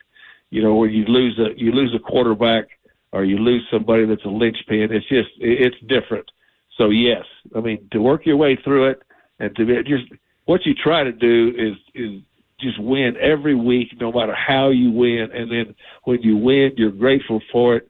If you lose, you try not to let it crush you for the game going forward. And it's a hard way to make a living, Ramon. You know that. When you look at this Rams-Seahawks matchup, both quarterbacks kind of banged up, Coach Mack, and both defenses are good. What's going to be the deciding factor going into this matchup at the 5:30 slot this weekend? Yeah, well, it's going to be the quarterbacks. Yeah. I mean, that's what it boils down to once you get into the playoffs. You've got to have somebody whoever your trigger man is has got to be able to make very, very critical plays. And the other thing, because he gets the football every time, your quarterback can't lose it. And there's a big difference in that process when you're in a tight ball game. You've got to have a quarterback that down in and down out just doesn't lose it. Mac, when you look at the AFC and Denver with Jarrett Stidham against Drake May, Mike Vrabel, and the New England Patriots, how do you think Sean Payton will try to set up Jarrett Stidham for success this weekend? He won't put it all on him. Is what he'll do. I mean, he'll everybody's going to have to pull the wagon a little bit harder. But Sean Payton's as good as there is at formulating a game plan that won't put his quarterback in danger. And that's a great example of just what I said, Will. That Stidham doesn't have to do anything outstanding. He just can't lose the game because they've got enough of a defense up there in Denver to be able to prop him up if he just will stay on the plus side of what he's doing. And that was my next question, Mac, on Vance Joseph and what Denver will do to try to confuse Drake May. We were talking earlier. Drake May, between the postseason and the regular season, has 20 fumbles this season. He only lost 6 of them, though, in the regular season. What do you see Denver trying to do defensively to hold off this New England offense? Well, we've played Denver, and we played both of these teams, and we know defensively how physical they are. And that's going to be the key. I mean, it's not going to be anything that's going to confuse Stidham. He's got to be able to, as I said, he can't be the reason that they're losing the football. He just cannot be. So I'm sure that Sean is emphasizing ball security and also emphasizing to him during the course of the game, if it's not there, eat it, and we'll go to the next play. Mm-hmm. Mac, I wanted to ask you about Indiana-Miami earlier this week in the national championship game, and it feels to me like Indiana has recreated a lot of the Saban method in an era where Nick Saban didn't even really want to create his style of play anymore because it's so hard to be process-oriented and not make big mistakes, A, when you're just in college, and B, when you're making $5 million at times. What impresses you most about that Indiana program and the way Curt Cignetti has operated it? Well, the way that they were able to put together that roster is very, very smart. Plus, it's one of the oldest rosters in the NCAA. And with that comes experience, and they did a marvelous job in the transfer portal. Of course, he brought a lot of those guys from JMU with him. He knew who they were. They'd been together a while. They were a mature football team, and with that maturity came some real mental and physical toughness. They're a mentally and physically tough football team, and that impressed me. They were a team that pretty much down in and down out, you knew what you were going to get from them because they were so solid technique-wise. And they were able to hold the line against some of the more talented football teams, maybe man for man, but as a group, they were as solid as they could be. But I think the age and experience made a huge difference for them. No doubt about it, Coach Mack. It's been a big conversation as of late, the separators between, I feel like, the SEC, Big Ten, and it's exactly what you just said. One, knowing how to piece together a roster, Coach Mack, just my opinion on it, and I feel like as of late, there's just been better coaching and discipline, Coach Mack, out of the Big Ten, to where they're just not relying upon the athletes, especially with the transfer portal, making it easy for any coach to go pluck and pick the type of guys that they want. It's impressive as hell with what Curt Cignetti's done at Indiana, Coach Mack. Goodness, I never thought of. Bobby Knight got to be smiling right now. Well, I mean, I agree with you. Indiana is a major university. They've got electricity up there. I mean, It's true. That's one way of putting it. If it snows enough, they might not. But right now, they've got electricity. That's one way of putting it, Coach Mack. They got electricity. I love it. Yeah, it's not like they're burning coal up there to stay warm. But the ability to identify what belongs to your team and the ability to bring that there's a difference. Excuse me. There's a difference in collecting talent and putting a team together. He put a team together. Yeah, he did. Coach Mack, glad to be a part of his team. Glad to have him on our team here Thursdays at 7:20 here on the show. Titans Radio's head coach joining us. Matt, good to talk to you as always. Appreciate you. Thank you, Matt. Guys, stay warm this weekend. See you. Yes, sir. Yes, sir. All right. Coach Mack with us, presented by Two Rivers Ford, the South's most trusted Ford dealer. To that point about Indiana, have you heard about the way they practice and how different it is? Fast and short. They have really short practices, but they're quick. Maximize. Not a whole lot of contact, not a whole lot of hitting. I mean, but when they do something, they're very intentional and they're fast about it. They get in, they get out, they go meet about it, and they watch film. It sounds like an NFL style practice to me. It's film, it's walkthrough, it's teaching, it's teaching. And you keep guys healthy doing that. Like, yes, I think they played like 13 guys. Like, they did not rotate 5, 6, or 7 offensive linemen or defensive linemen the way Tennessee did this year. And guys know what they're doing. Like, these dudes, I would think the ones that are NFL eligible and talented enough will go to the NFL and probably have success because he's teaching them how to be a pro. Well, the separator between high school, college to the NFL is this. How mentally strong can you be, and how aware of your situation that you're placed with how aware you can be about those situations and adjust. That seems to me what Curt Cignetti's doing. He mentioned it against Alabama. He pretty much said, that ain't what the film told us.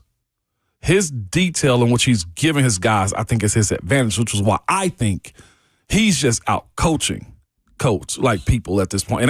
It is talent and age. Mm-hmm. But his attention to detail to get young athletes, elite. And Derek Owings, the strength coach, who's at Tennessee now, has talked about that in an interview, to where guys are getting faster as the season goes. And he spoke about that as a big point of emphasis for them, of like, we like to keep practice short and quick because we don't want guys peaking and then getting slower as the season goes because they're so tired. And you're running them into the ground. Like, we have guys hitting their top GPS speeds in December. Because that's the way it should be. Why are you running your fastest speeds before the season starts? And then it's so much wasted time at practices, though. Yeah, right. That's the part that we hated. Like, I'm interested to see if he brings that to Tennessee. Like, how open is Heupel to totally changing the way they practice? Maybe that's something we can ask Brent Hubbs tomorrow. Yeah, no doubt. 615-737-1045. Speaking of college football, Ramon, this time of year, it is National Way Too Early Top 25 week in college football.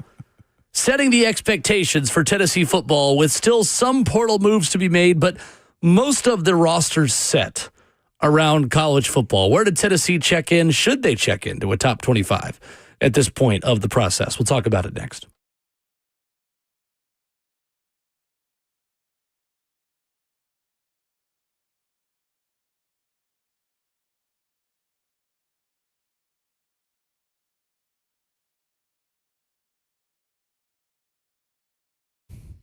It's Ramon Foster for Bronze Motorsport, man. Well, they believe in this. You dream it, they'll design it and build it for you. if you're ready to elevate your vehicle, Brian Motorsports, man, they specialize in transforming rides with statement-making custom wheels, immersive audio experiences, and just head-turning styles through custom tints and wraps. And it's not just that. They got lift kits, sliding kits, winches. They've taken vehicles to SEMA. They've seen the outrageous and extremes builds, and they can do them for you as well. Whether you're doing something that's on-road or off-road, they got you covered, man. And here's the thing about it. You can do a subtle enhancement or a complete rebuild on what you need on your vehicle, what you want it to look like. I've thought of things that I wanted to add to my vehicle, and poof, done. Just like that, man. And here's the other part, too. That's just a great, honest business. They usually tell you what your budget is or it is, and they'll make it work. They got different levels to how they can complete the build that you want. They're located at 789 West Main Street in Hendersonville if you want to go over to the shop today. Or you can go to their social medias and ask them questions at Brian's Motorsports across all platforms, man. But again, when you go there, make sure you tell them that Ramon sent you. Low mortgage rates are back. Listen, Loan Pronto has fixed rate mortgages with APRs as low as 4.89%, lowest in years. Hey, it's Will Bowling. Smart homeowners are taking advantage of this while they can. If you got stuck at a 6% loan, you can lower your payment big time. Or you can keep your primary mortgage intact and get cash out of your equity with Loan Pronto's Rapid Equity Loan. One homeowner just got $250,000 out of their home. They paid off all their credit cards and some car loans and cut their monthly expense by $2,000. Call now and see what option works best for you, but don't miss the big rate drop of 2026. Ask about new home loans, VA loans, full cash out refis, or their famous Rapid Equity Loan. You can close in less than 2 weeks, and you may be able to skip your next 2 house payments altogether. Call 615-499-5780 or visit loanpronto.com for your free instant home appraisal with no hard credit pull. Call 615-499-5780 now, loanpronto.com. Equal housing lender, NMLS 1661781. APR for well-qualified buyers. Visit nmlsconsumeraccess.org.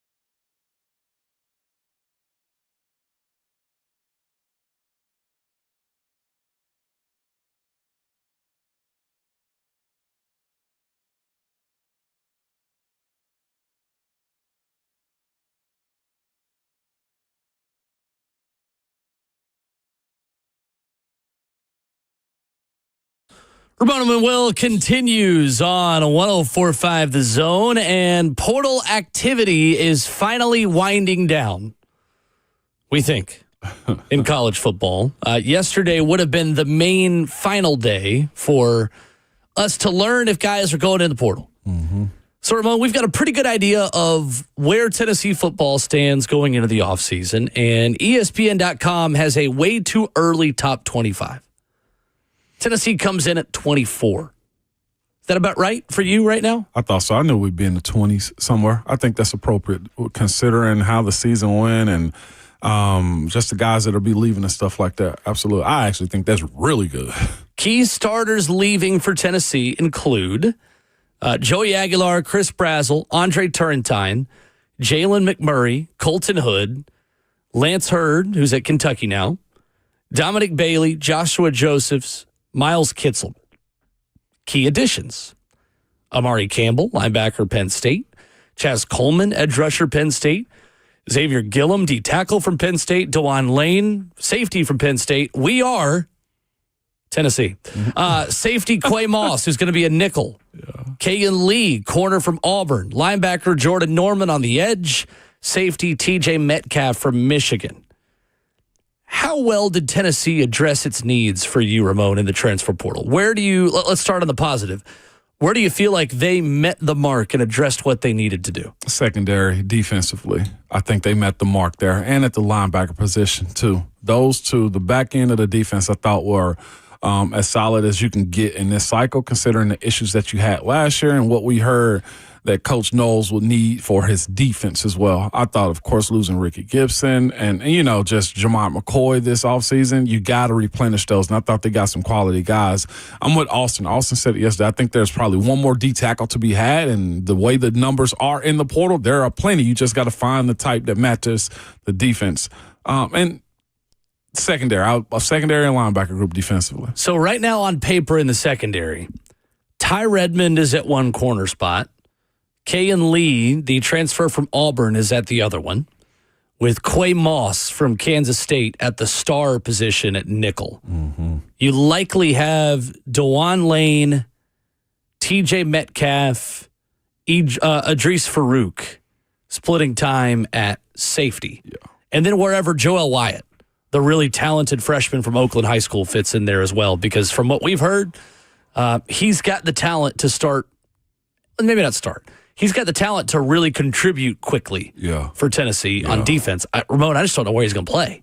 I mean, is he a safety? Is he a star? Is he kind of a mix of all of it? Is he an edge rusher? I think he's a safety, most definitely. I think you can put him in that rotation, play him around closer to the line of scrimmage. Tennessee needs a weapon like that, too, and I think he can fit that bill. If he goes on and learn and grow, he got the size already, but put on some college muscle on top of that and get his brain together, meaning understanding the defense and concept, it wouldn't shock me seeing them playing deep third or closer to the line of scrimmage in the alley and being support, because he can develop into an edge player. He can, if he could be, was it Kyle Hamilton type? Mm-hmm. That's what he's you're built looking that for. way. Exactly. He's long. That young fella, I'm excited about, but let me temper my excitement because, again, with portal and everything else, it's just kind of hard to be a super fan these days. And again, that's part of the problem with the transfer portal is that we used to invest in these high school recruits since they were sophomores. And you were invested in a kid's journey from the Webb School in Bell Buckle to Oakland High School to Tennessee. You'd watch him through Tennessee and then go cheer him on at the NFL level. And not to say Joel Wyatt's going to transfer. Obviously, the kid just got on campus. That's not what we're talking about. But it's, Boo Carter had a very public recruitment with Tennessee from Bradley Central, from a number of places that he represented in high school. Right. In Chattanooga, he's local. We knew about him. You root for him. He is. And I personally root for all these cats. I'm huge into when they commit to UT. I'm like, yeah, let's go. You know what I'm saying? I do miss the idea of watching them being freshmen, and by the time that junior year comes around, you're hype about where they should be. Arian Carter, for instance, right? We watched him play in high school. We called a game of his. I called 4 or 5 Arian Carter games in high school, and it's really cool to see him represent his home state and now get a chance as a senior captain next year to finish out his career at Tennessee. Now, again, I'm all for guys going and getting opportunities, especially if you're not bonded to be in a place with your contract. It didn't hurt me because I ain't affected by it. I've learned to move on from these types of things. But watching Jack Van Dorselaer leave Tennessee to go to Oklahoma, I get it. I'm all for watching Ricky Gibson, who we thought this IR year that he had coming back into Tennessee, he would be ready to go as a junior, going to the league this year. You know what I'm saying? And now he's going to Texas A&M. It's hard to overly invest. And I'm of the mindset now you pour in while they're there. And that's just that on that. What needs did not get addressed well enough? What are you still worried about with Tennessee? Interior defensive line. I need one more trench monster is the way I'm looking at it. Yeah, they missed out on about 4 of them right there at the end. That part right there. And here's the thing. In the SEC, you got to have these type. I was going to make it very Tennessee-centric, but heck, all the teams that I remember playing against and watching teams now that are good got monsters up the middle. I'm talking about LSU, right? Ole Miss continually has them. Georgia. It's a premium position. They're born with a birth certificate and a scholarship in the state of Georgia coming into those type of situations. So Tennessee's had that history. I want to see that not be a detriment. You know what I'm saying, to what this defense can be, because getting Arion Carter back is huge. Secondary should do his thing, and if Jim Knowles is what they say he is defensively, with Rodney Garner, that's a position right there. I question why it's lacking. Are they being too particular about the guys they want or not paying for it, which I don't think that's the case. Yeah, the young guys are going to have to grow up quickly. Again. I mean, you still have Nathan Robinson there, who I think he really won.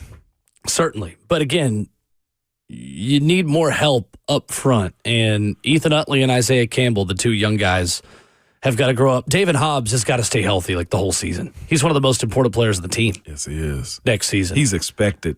It's the whole defensive front for me. I'm concerned about Tennessee's ability to get after the quarterback. Mm-hmm. Because one injury to Chaz Coleman or Jordan Norman, and all of a sudden it's Christian Gass and it's a bunch of freshmen. Exactly. They need their freshmen to step up. They need Chaz Coleman to immediately meet that potential. Mm-hmm. A top 10 player, according to On3, in the transfer portal because of how much athletic ability he has. He's got to find that pretty quickly. Yeah.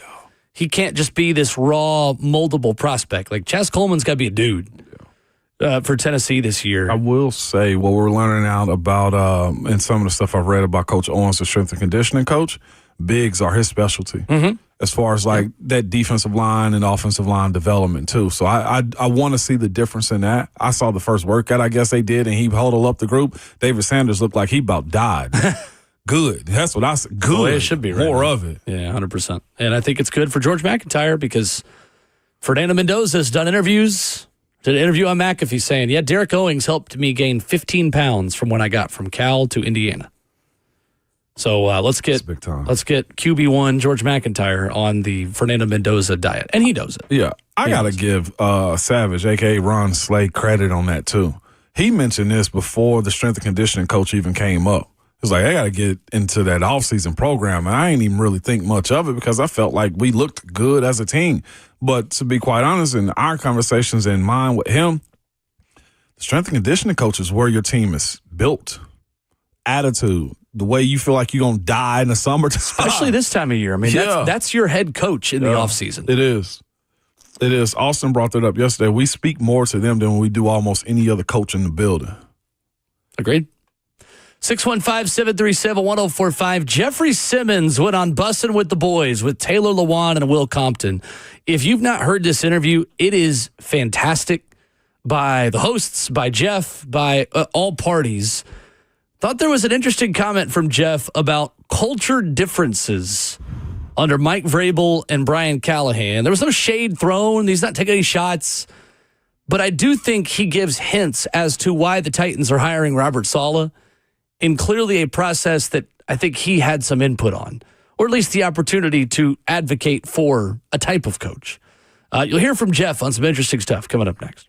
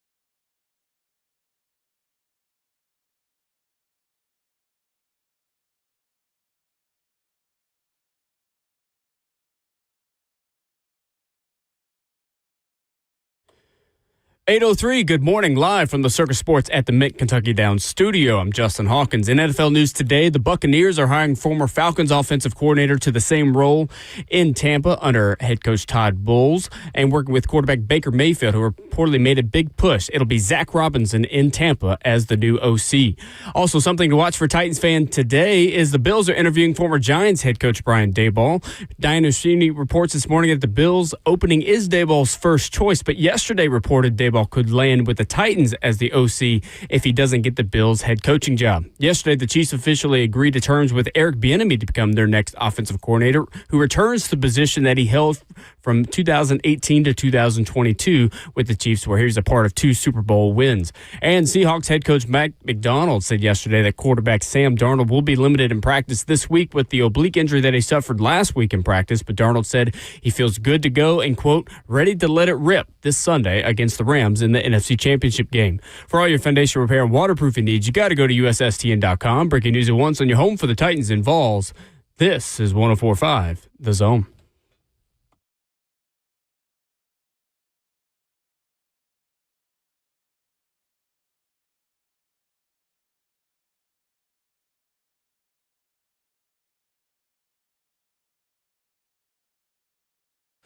Away we go to Hour 3 on your Thursday morning. Ramon and Will on 104.5 The Zone. Zone TV up and running as well. On Facebook Live, YouTube, Twitter, or Twitch. The phone number, of course, is 615-737-1045.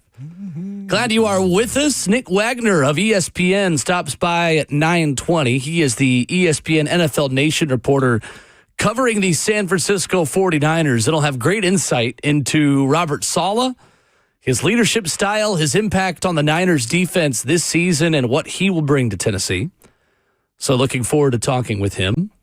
We've got Thursday 3 picks for you coming up in 15 minutes for Conference Championship weekend. But Ramon, Jeffrey Simmons was on Bussin' with the Boys with Taylor Lewan and Will Compton. And first and foremost, credit to those guys for a great conversation.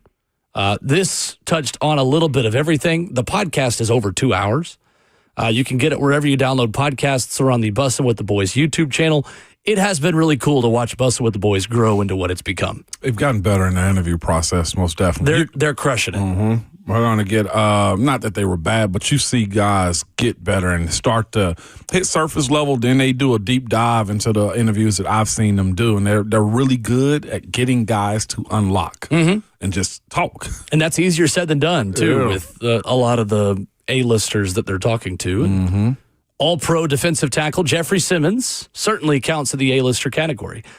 There is a ton to unpack from this full interview, and maybe even something we kind of talk a little bit more about as the week goes, as the offseason goes. And again, there is context to everything that's said here, and I was even hesitant to play any of it because in a 2-hour interview, I don't want to take anything out of context. Let me just say this off the top. Jeffrey Simmons was not taking shots at anyone within this. Jeffrey Simmons prefaced all of his comments about the Mike Vrabel era, about Brian Callahan, about Mike McCoy. Everything was given context that he and Callahan have a good relationship. So I don't want to villainize anybody. I don't want our conversation taken out of context to say, oh, y'all trying to make it seem like Jeff hated Callahan. No, there is no ill will there. You do not get that vibe at all. I listened to the full interview last night. Jeffrey Simmons does a good job saying, I like Callahan. Him and I are good. Here was just my perspective on the way things were this season. So that's my disclaimer off the front. No doubt. But I did think this was interesting, talking about the differences in the Mike Vrabel culture and the culture in the Titans locker room over the last 2 seasons. This was Titans defensive tackle Jeffrey Simmons on Bussin' with the Boys. When Callahan first got in, and it's no knock to Callie. Callie is a great guy. He was a great coach. I don't think it was just the time for that because, going from Vrabel, we all knew what it looked like. The guys who've been there, me, Hook, like we knew what it looked like to not let things slip. I feel like in the past, first maybe the year or so when we got the coaching change, we're going through the coaching change, and I mean, you guys saw the roster. I mean, we got maybe 6 or 7 rookies playing at one point of the season. So it's like when you have such a young team, what can you really fall back on? Who are the Tennessee Titans, and what do we really stand for? And I guess we didn't have that. It's like we knew what Vrabel expected, and I was telling guys like the first day of meetings, and I remember OTAs. I was there because I had got my ankle cleaned up, and I get there and I see guys running around looking for notebooks and pencils. Vrabel first, the last year he was here. And I guess it was the message that everyone was getting in the locker room. I'm talking about new guys. Everybody coming in there with notebooks and pencils. I remember him saying, guys, what do you got? What do you got ready to write down? I'm not going to talk about nothing right now. And that's what, we knew what Vrabel expected, and we knew what he wanted out of the team. Guys, the message was in the locker room. And it's like this past year and last year, it's just like we didn't have that. Yeah. Because with Braves, it's the vets are just letting the young guys know you better become ready to write, because he's going to ask something and you're going to be on the spot and you better have something. You better to be say. ready. And you better be ready to go. Any rookie worth their salt is like reaching out to a vet, be like, what should I expect? That's just a little bit of a 2-hour conversation. But, Ramon, I do think it's interesting. And Jeff talking about the differences in culture. And he even says, we didn't really know what our identity was as a team at times. Yeah. That plays, guys, we've had this conversation. I've said it often. Guys want to be instructed on what to do with respect. They need to know what the expectations are for themselves, for the team, and to have everybody accountable. And you hear Jeff kind of elaborate on that a little bit, where if you know what you're getting yourself into each and every day, then nobody questions it. How it went AWire here for Vrabel and fell apart, We'll have to wait, I guess, until contracts clear to get those real answers. But a standard is what Jeff said they once had and kind of lost it a little bit. But here's also the other part of it. Whether it was the front office or ownership or the players, saying what they wanted out of a new coach. I remember having that conversation. They asked the players, what did y'all want? They wanted somebody they can communicate with. Well, what we're also learning now and listening to Jeffrey Simmons, they also want somebody that can tell them what to do with respect and know how to do it.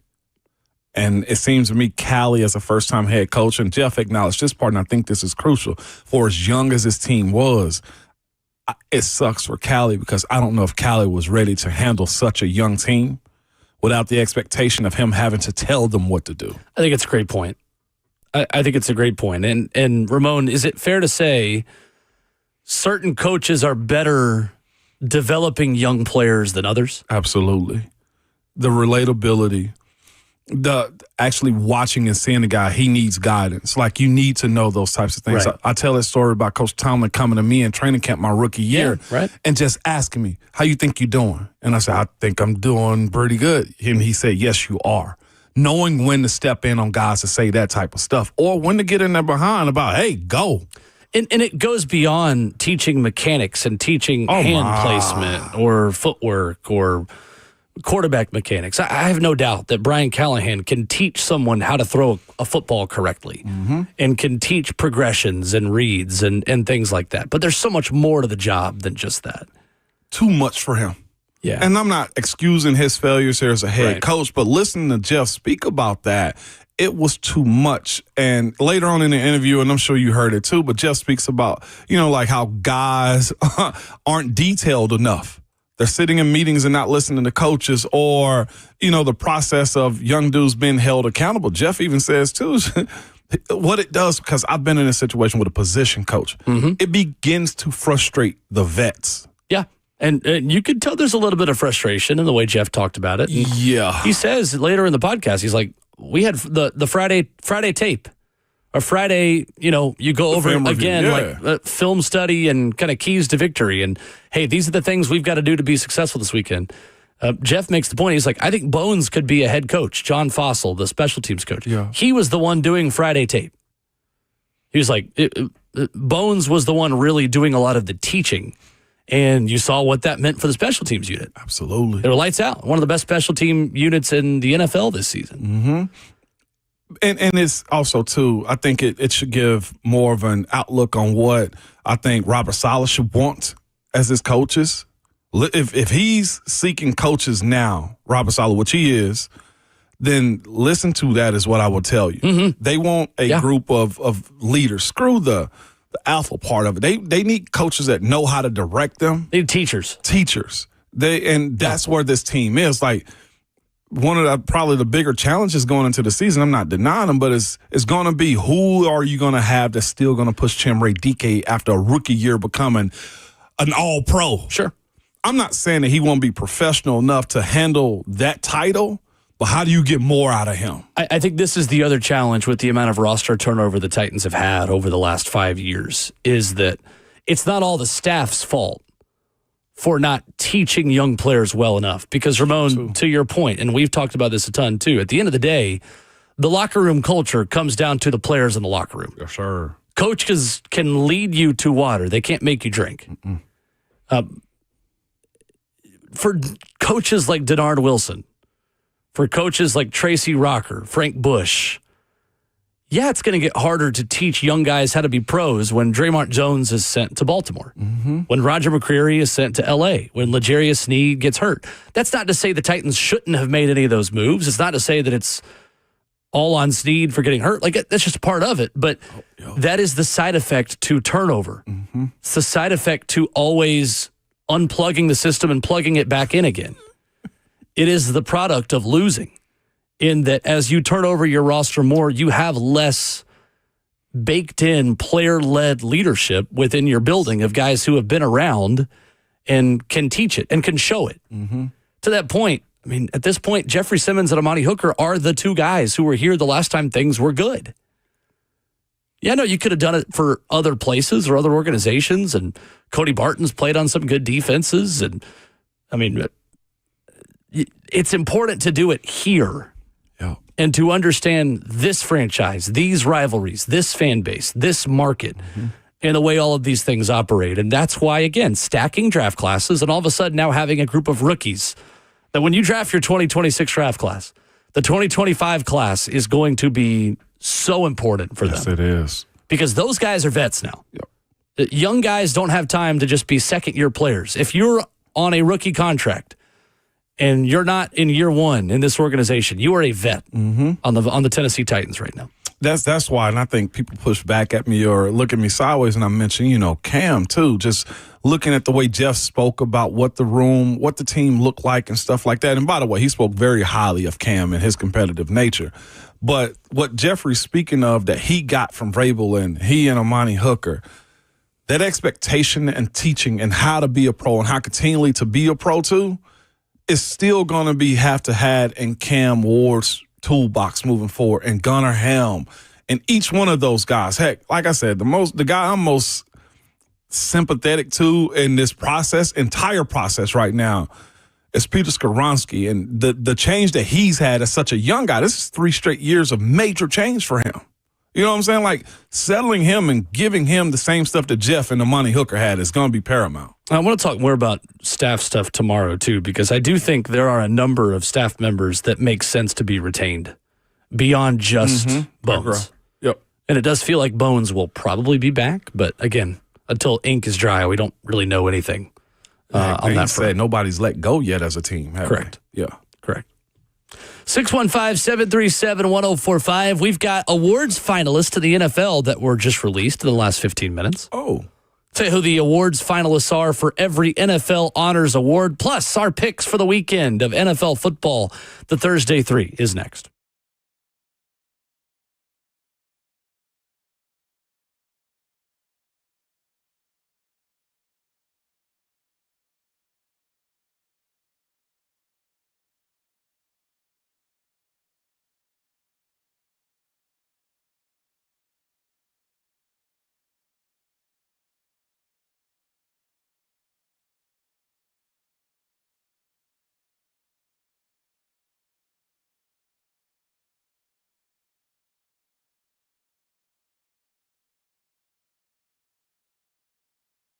Lee Company believes in total transparency.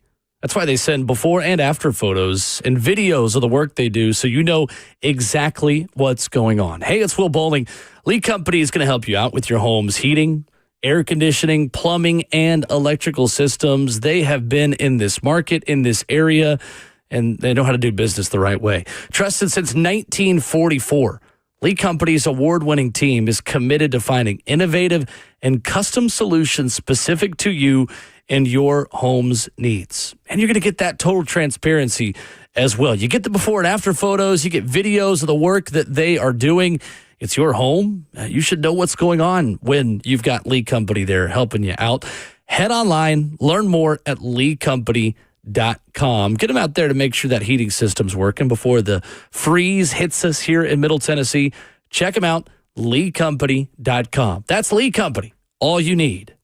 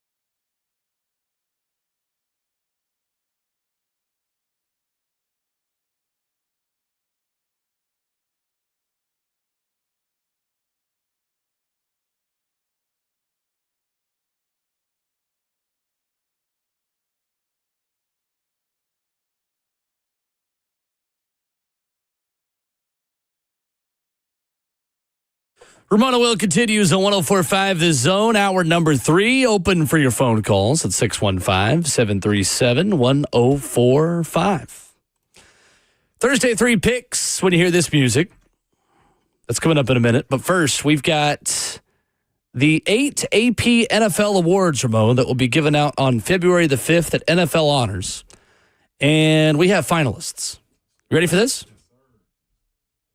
Is your mic on? It's not. There it is. Welcome I was back. recording during the break right there. Talk to me. What we got, Will? MVP finalists include Josh Allen, Drake May, Christian McCaffrey, Matthew Stafford, and Trevor Lawrence. What the heck is a polar bear doing in Arlington, Texas? Trevor Lawrence. I mean, yeah, That's a meme on Twitter. Look it up. I missed that one, man.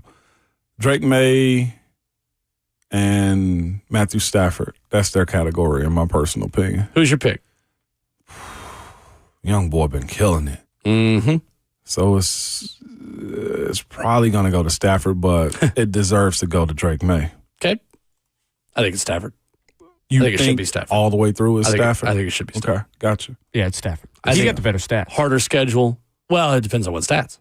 What stats matter to you? Yards. Okay.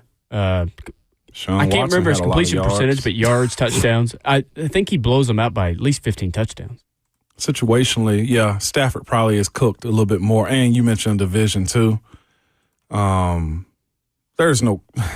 cakewalks. I say this as a former player that team schedules have. Heck, I knew the certain schedules we had were going to be easier, and they were at times too. But yeah, they cooked. 15 more touchdowns, same amount of picks. Matthew Stafford was sacked 24 fewer times than Drake May.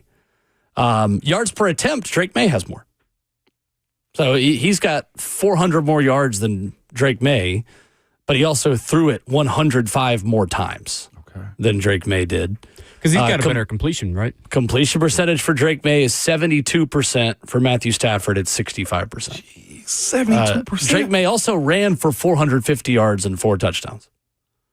Matthew Stafford ran for 1 yard this year.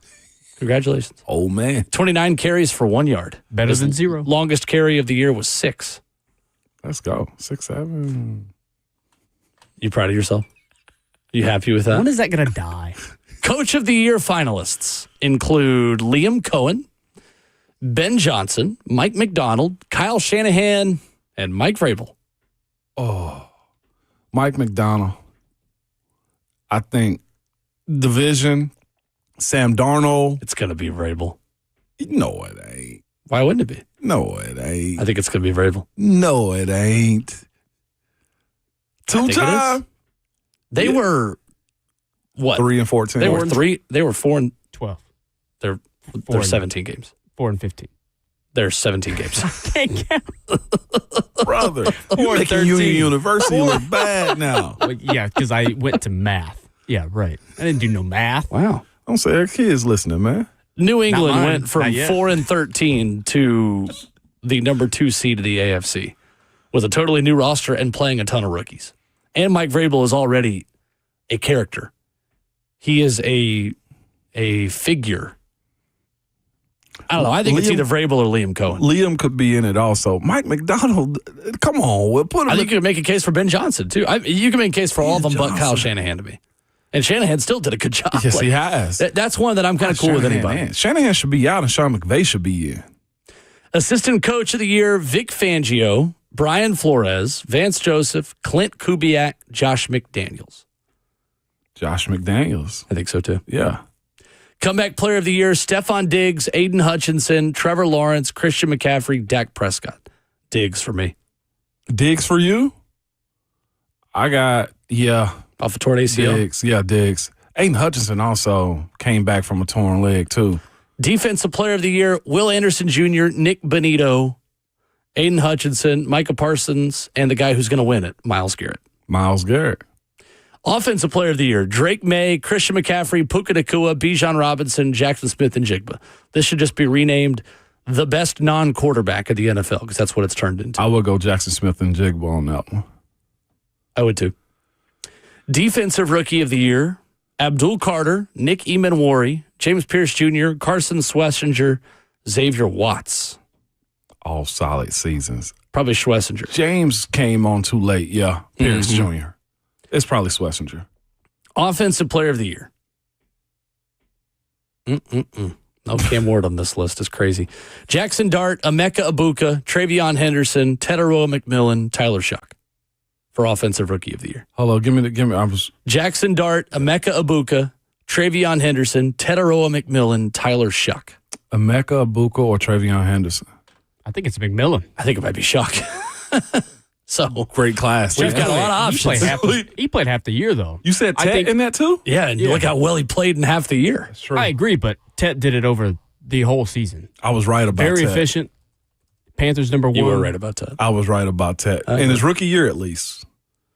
3 weeks ago, the odds-on favorite is Tet McMillan by a wide margin. Oh, okay. Yeah. By minus 1,000. Yeah.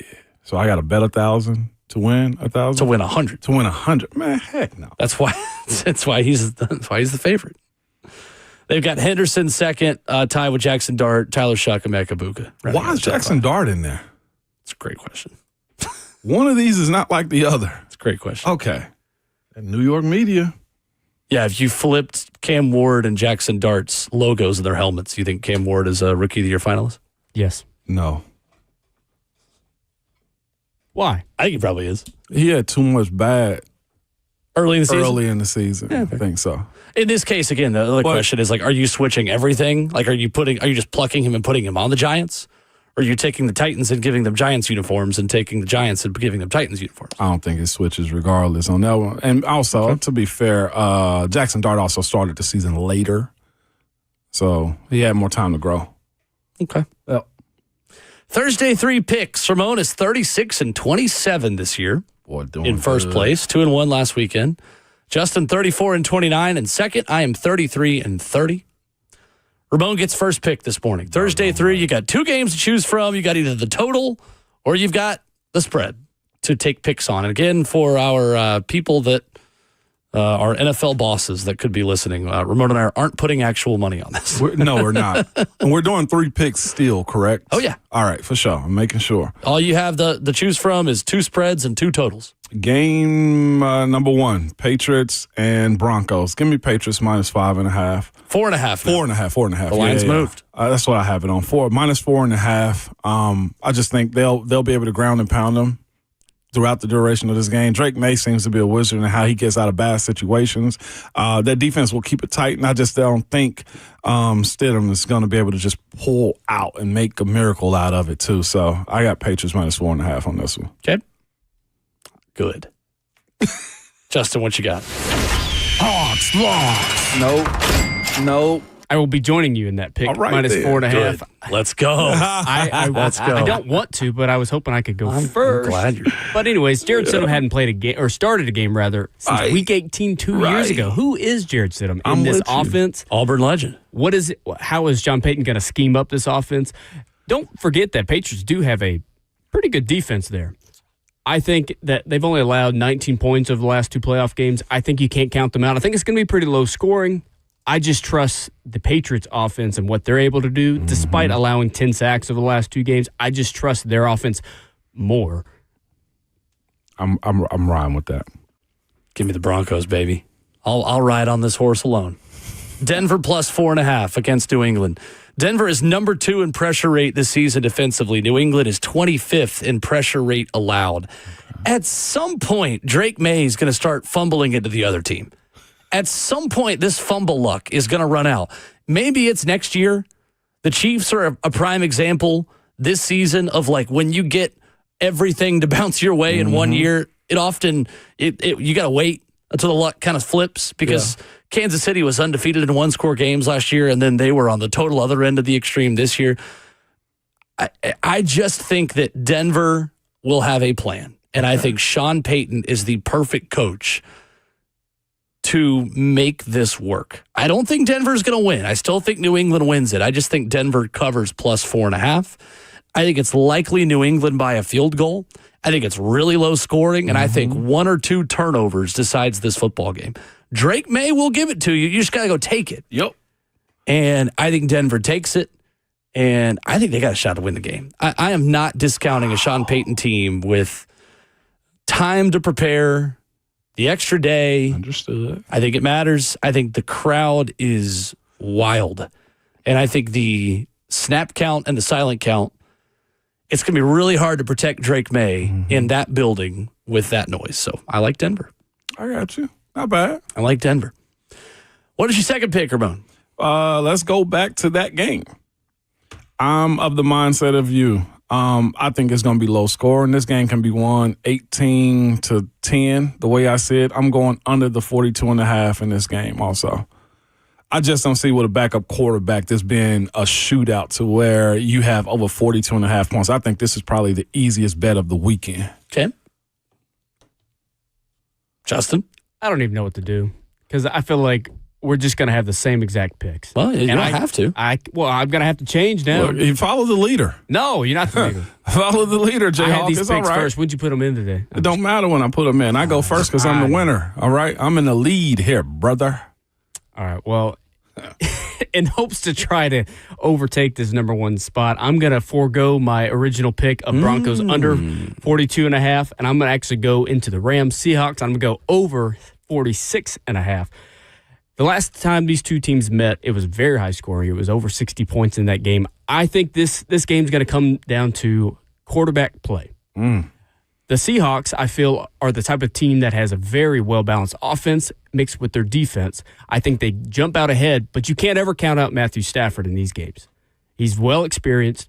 I think he finds a way to come back, and I think this game gets over that 46.5 point spread there. That's all I really got for you there because I didn't Because you didn't research for it. Should have won more. Be in first place like me. All right, we'll see what happens.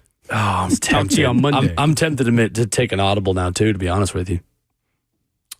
I'm going to stick with my original. I'm still going to go Broncos Patriots under 42.5. All right. I'm taking the same pick. The lock. It's not bad. Well, but the fact that we think that is making me rethink that. You're going to go Right now, the odds actually are better on the over. Is it? You get minus 115 if you take over 42.5. You get minus 105 if you go under 42. Take the money. What you doing here, Hawk? Well, It's not my hold pick. on. I've not removed my hand from the chess piece yet. Okay. I'm still thinking about this. You have until the break, which is in 2 minutes. No, I gotta make a decision here. I'm between this or the Rams Seahawks under, because that'd be different from you, and I disagree with you on trusting Matthew Stafford. I don't think Matthew Stafford's playing well right now. Yeah, I'm gonna switch it. I talked myself into it. Rams Seahawks under 46.5. I'm worried about how sloppy LA's been on offense. Yeah. Something is not right with them. Yeah. On offense right now. And the way Seattle is playing defensively. Yeah. It scares me how confident I am in the Seahawks going into this game. Which In a game that's a 2.5 point spread. So Yeah. I'll go Rams Seahawks under 46.5. all right then. Forget it. Last Your final pick, Ramon. Last pick. Give me Rams plus 2.5. I'm choosing the old bull on this one. Let's go. I'm choosing the old bull. I'm choosing Sean McVay. I'm choosing Devontae Adams. I'm choosing Byron Young. I'm trusting the defense in the secondary. Sounds I'm like you're trying to give them a hype speech. I am. Nobody believes in you, LA. Sound like Sean McVay. That's exactly what I'm after his doing. Michael Irvin. What are you going to do about it? Give me the plus 2.5. It might end up being a 1 point game. I still win, even if the Seahawks go money line on this thing. Well, the last 2 games this season have been, I think it was a combined 3 points. So that's not an off-base pick. But I'm going to go opposite of you because I have to. All right. Minus 2.5 for the Seahawks. The Seahawks killed the 49ers last week. They took advantage of that defense. I think that the Rams defense has a little bit of holes. They allowed 31 points. They allowed the Bears to 410 yards last week. I think that the Rams have some holes on defense, but I think the Rams can combine with the offense to get that over. I just like the Seahawks that much more because they're more well-balanced. Plus, Sam Darnold has proven to me this year that he can actually win these big games now. I will take the Seahawks minus 2.5 and beat you. James on YouTube says, since Will thinks the Broncos are winning, I'm 100% on Patriots winning. What part of the Broncos will cover and not win did you not understand, James? Said by a field goal. I said the Patriots would win by a field goal. What a part of that slipped through the cracks? Help me help. Do you like American money? Man, do you like U.S. currency? Well, if you ain't got haters, you ain't popping, man. That's all it is. He hates listen to you. There are plenty of takes I have that are bad enough that I say that I can be called out on. Don't call me out on things I didn't say. Come on, you got plenty of ammo of me being an idiot to use. This wasn't an example of it. This wasn't that. He just chose violence against you right there. See, Will. I'll hate on myself That's you. crazy. I am so confident that the Seahawks are going to cover -2.5 that you should bet the Rams. There you go, James. That is the MO that I will allow you to have if you don't like me. No, over his last 2 games, Matthew Stafford has completed 52% of his passes. He's taken 5 sacks. He's rushed for -1. I just don't trust Matthew Stafford right now. I don't know if it's the hand injury. I don't know if it's offensive line and some shuffling pieces there. I don't know if it's Devontae Adams, who's been out for some time. I know he's back. I just really like the Seahawks. I think the Seahawks are your Super Bowl winners, and I think that defense is about as nasty as it gets right now. So I like Seattle. There you go. There's the penultimate Thursday 3 of the 2025-26 season. There we go. Next to last. A lot of drama. 615-737-1045. There is a new suitor for a potential Titans OC candidate. An update on Matt Nagy we can give you coming up next.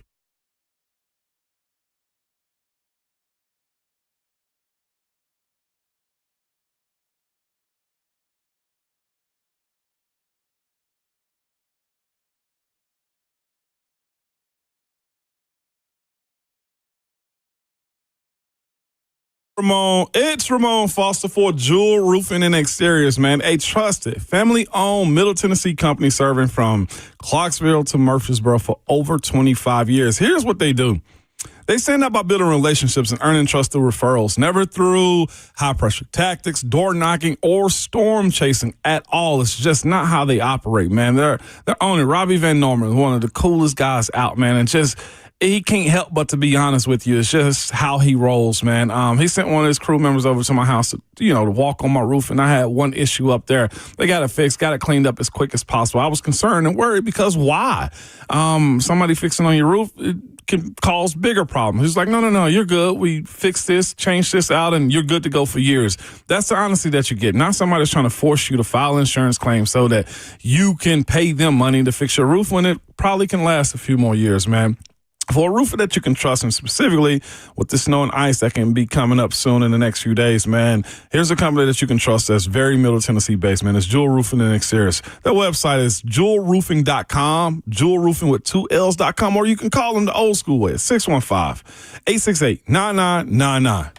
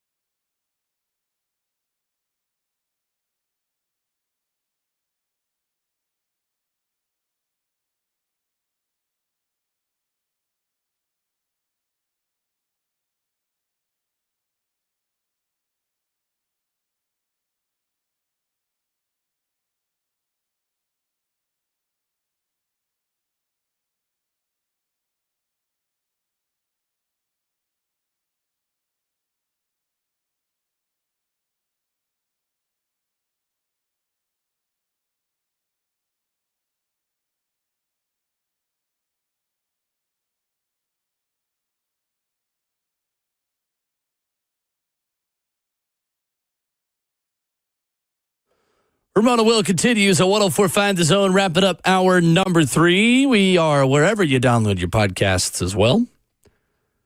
On Apple Podcasts and Spotify, every hour of the show is posted at 10 o'clock. Nick Wagner of ESPN going to join us coming up at 9:20. He has covered the San Francisco 49ers for ESPN as an NFL Nation reporter, and he'll have good insight into Robert Saleh. We're looking forward to getting. We are, most definitely. I'm excited to hear this version of what he is as a coach and how he sold the 49ers. I ain't going to say on taking them back, but going back there that soon and what he meant to those guys. And what was the first time like? What was this time like? Those type of questions, man. Because doing that job can't be easy. As we wait for Brian Daboll to make his decision, Ramon, or really for the Buffalo Bills to make a decision on Brian Daboll, on whether or not they're going to hire him to be head coach, the Titans still wait for their OC hire. Daboll appears to be the front runner, appears to be the lead candidate, with Diana Rossini reporting yesterday that he is expected to become the offensive coordinator of the Titans if he does not get the Buffalo head coaching job. One other possibility, maybe an outside shot, is Matt Nagy. According to Mike Garafolo of NFL Media, Nagy interviewed for the Eagles OC vacancy on Wednesday. He got a start in Philly under Andy Reid in 2008, stayed with the franchise through 2012, ending his tenure as an offensive quality control coach before coming to Kansas City to be the QB's coach under Andy Reid in 2013. Do you think he's on the radar for OC here for Robert Saleh? Not as much as OC. Him campaigning to be a head coach CEO type, I think is questionable if he really wants to be an OC. The pressure of actually being under the microscope of calling plays, being under the microscope as a head coach, as a manager, I think is two different lives you're living. Like being really in the trenches and having to facilitate drives and game plans and adjusting. I'm not sure if he's probably in the mindset of doing it. Is it possible that he can? Absolutely. But I just look at this as him taking the next interview for a letdown of him not getting a head coaching job here in Nashville, Tennessee. Yeah, I think it'd be a hard sell for someone that's not called plays in a little while. Absolutely. And when you sell yourself as, I'm going to be a CEO head coach who's not going to call plays, That's tough.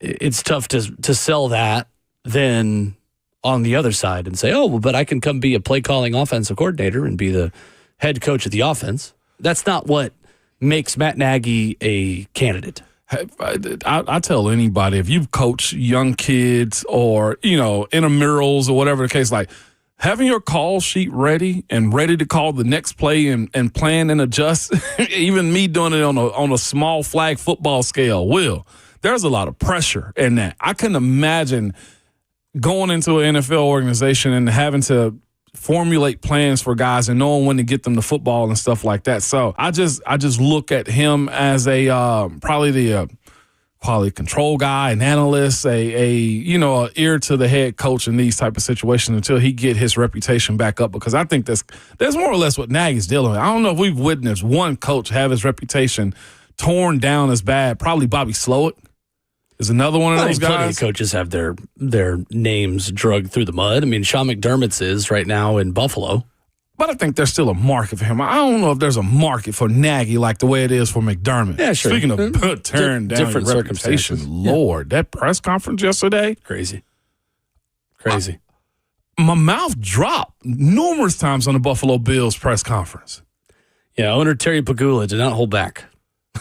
Makes you think twice about having your owner speak. I think owners know a good bit. People run stuff by them. There's no one to answer to. They can say whatever they want. He can say what he wants. What are you going to do about it? He jumped in on the press conference like, no, I got this. Let me tell you why Keon Coleman is here. Now there's video. Yeah, the coaching staff wanted him, and now Twitter has found receipts of Brandon Beane, the GM, talk about how much he loves Keon Coleman. That sounded like true love to me. Including at the combine, he was like, I'm so glad he ran what he ran in the 40. That means we can get him now. How do we even make sense of it? I mean, remember, he's the one that they publicized his draft interview at the combine with Buffalo early because he's a really funny guy. Like, he's very charismatic and it's like, you golf at all? He's the one that said, no, I ain't no Tiger Woods. I'm Tiger Wish he could. We love that. Which is a great line. I still think that young man can be a really good athlete. I do too. Player. It's going to be for a different team next year. The cheapest trade option on the market right now is Keon Coleman. I'd call him. You have to call him. I'd absolutely call him. Robert Saleh should be calling him right now. Well, I don't know if that's allowed. But Mike Berganzi. yeah, for sure. I mean, the thing is, they devalued his playing potential immensely just in that little snippet right there. Needs to change the scenery. He does. For multiple reasons. Brian Daboll is going to interview today for the Bills' vacant head coaching position. I saw Pat Leonard of NYDN, New York Daily News, putting out his stats, just kind of on the surface level, Daboll's, saying, have been so confused by the Brian Daboll OC hype this cycle, so double-checked I wasn't missing anything. Here are his offensive rankings over the years. I don't get it. And he's got red numbers, green numbers, and black numbers here. Let's just pick this up in Buffalo, because I don't really care what happened in 2012 and earlier. That was a long time ago. Games changed. Yeah, he changed. Clearly. 2018, Buffalo, 30th yards per game, 30th points per game. They were 6-10. 2019, Brian Daboll's Buffalo offense, 23 in points per game, 24th in yards per game. They were 10-6. In 2020, second in points per game in the NFL, fourth in yards per game. In 2021, third in points per game, fifth in yards per game. Then with the Giants and Daniel Jones in 2022, 16th in points per game, 19th in yards. Then it gets bad in New York, 30th and 31st and 23 and 24 in points per game in the NFL, back up to 16th and 25. Do you have concerns about Brian Daboll, Ramon? He's shown to get better. I think with more stability, which Buffalo was stable with him, knowing who was going in and coming out of his lineup, also a premier wide receiver, also helped with that too. He's more than capable is the way I look at him. I don't coming in with what Cam needs as an OC, respect as far as the guy that Daboll will be for him, knowing how to craft a plan. The better players he get, the better his play calling has shown to be is what I see from him. That's true of anybody. But most definitely, yeah, it took him to a different level, and how he ended up getting this head coaching, this head coaching job and with the Giants was because of that. I just have a hard time taking away like the thing that is the best part of your resume. Like imagine applying for a job and the best thing that you've ever done in your career is like, oh, but we're not going to talk about that. Like, what do you mean? Yeah. I earned that. I earned that. He earned the ability to be a head coach by making Josh Allen and the Bills offense so good. I don't buy the whole, it's Josh Allen. Anybody could have done that. Now, before Brian Daboll was really there, like Josh Allen was questionable, was bad. Yeah. Like the questions were way more prolific than the answers were, and he played at an MVP level under Brian Daboll in 2020. Like, Brian Daboll gets part of the credit for turning Josh Allen into what he became. No doubt about it. Because no question. That's as their owner said yesterday, he was a part, Brian Bean was a part of making Brandon Bean was a part of making that draft pick because nobody knew what Wyoming's Josh Allen was going to be other than a raw talent. And that's why he still got a job. He was very raw until Daboll got a hold of him. He was a raw, traitsy guy until year 3. Traitsy guy. There we go. In some ways, he still is. Absolutely. I know. He learned how to be more accurate. And that's the part where that traitsy part is where you got to get better at now. And look at the New York offense this year. I mean, that cupboard is not exactly full. Right. With an injured Malik Neighbors for most of the season and the way New York played with Jackson Dart, who played his best, by the way, when it was Daboll in charge and not Mike Kafka. In a running game. Mm-hmm. 615-737-1045. How you jump in? It is way too early to do like legitimate draft stuff right now. But Mel Kiper did put out a mock draft. And I am curious to ask Ramon, does the hiring of Robert Saleh change the way the Titans should move in this NFL draft? How does it change the strategy and the philosophy of what you are looking for? We'll dive into that next.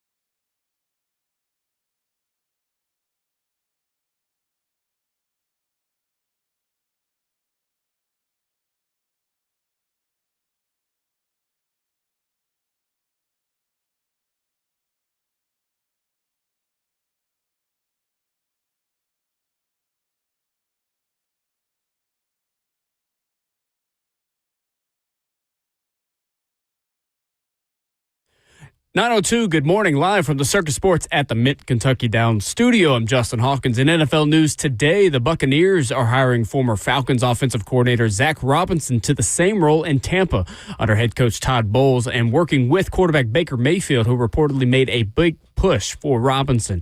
Also, NFL end-of-season award finalists were revealed this morning. For MVP, it's between quarterbacks Drake May, Matthew Stafford, Josh Allen, Trevor Lawrence, and running back Christian McCaffrey. For Coach of the Year, it's between Liam Cohen, Mike Vrabel, Ben Johnson, Mike McDonald, and Kyle Shanahan. And something to watch for Titans fans today is the Bills are interviewing former Giants head coach Brian Daboll this afternoon. Diane Rossini reports this morning that the Bills opening would be Daboll's first choice, but yesterday reported that he could land with the Titans as the offensive coordinator should he not land the Bills' head coaching job. For all your foundation repair and waterproofing needs, you got to go to USSTN.com. Breaking news at once on your home for the Titans in Vols.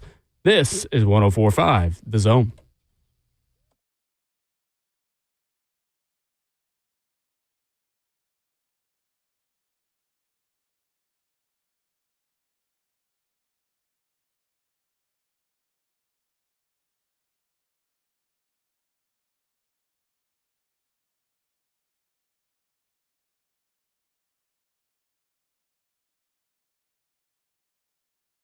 Ramona Will, 104.5 The Zone, fourth and final hour on your Thursday morning. Glad you have decided to make us a part of your day.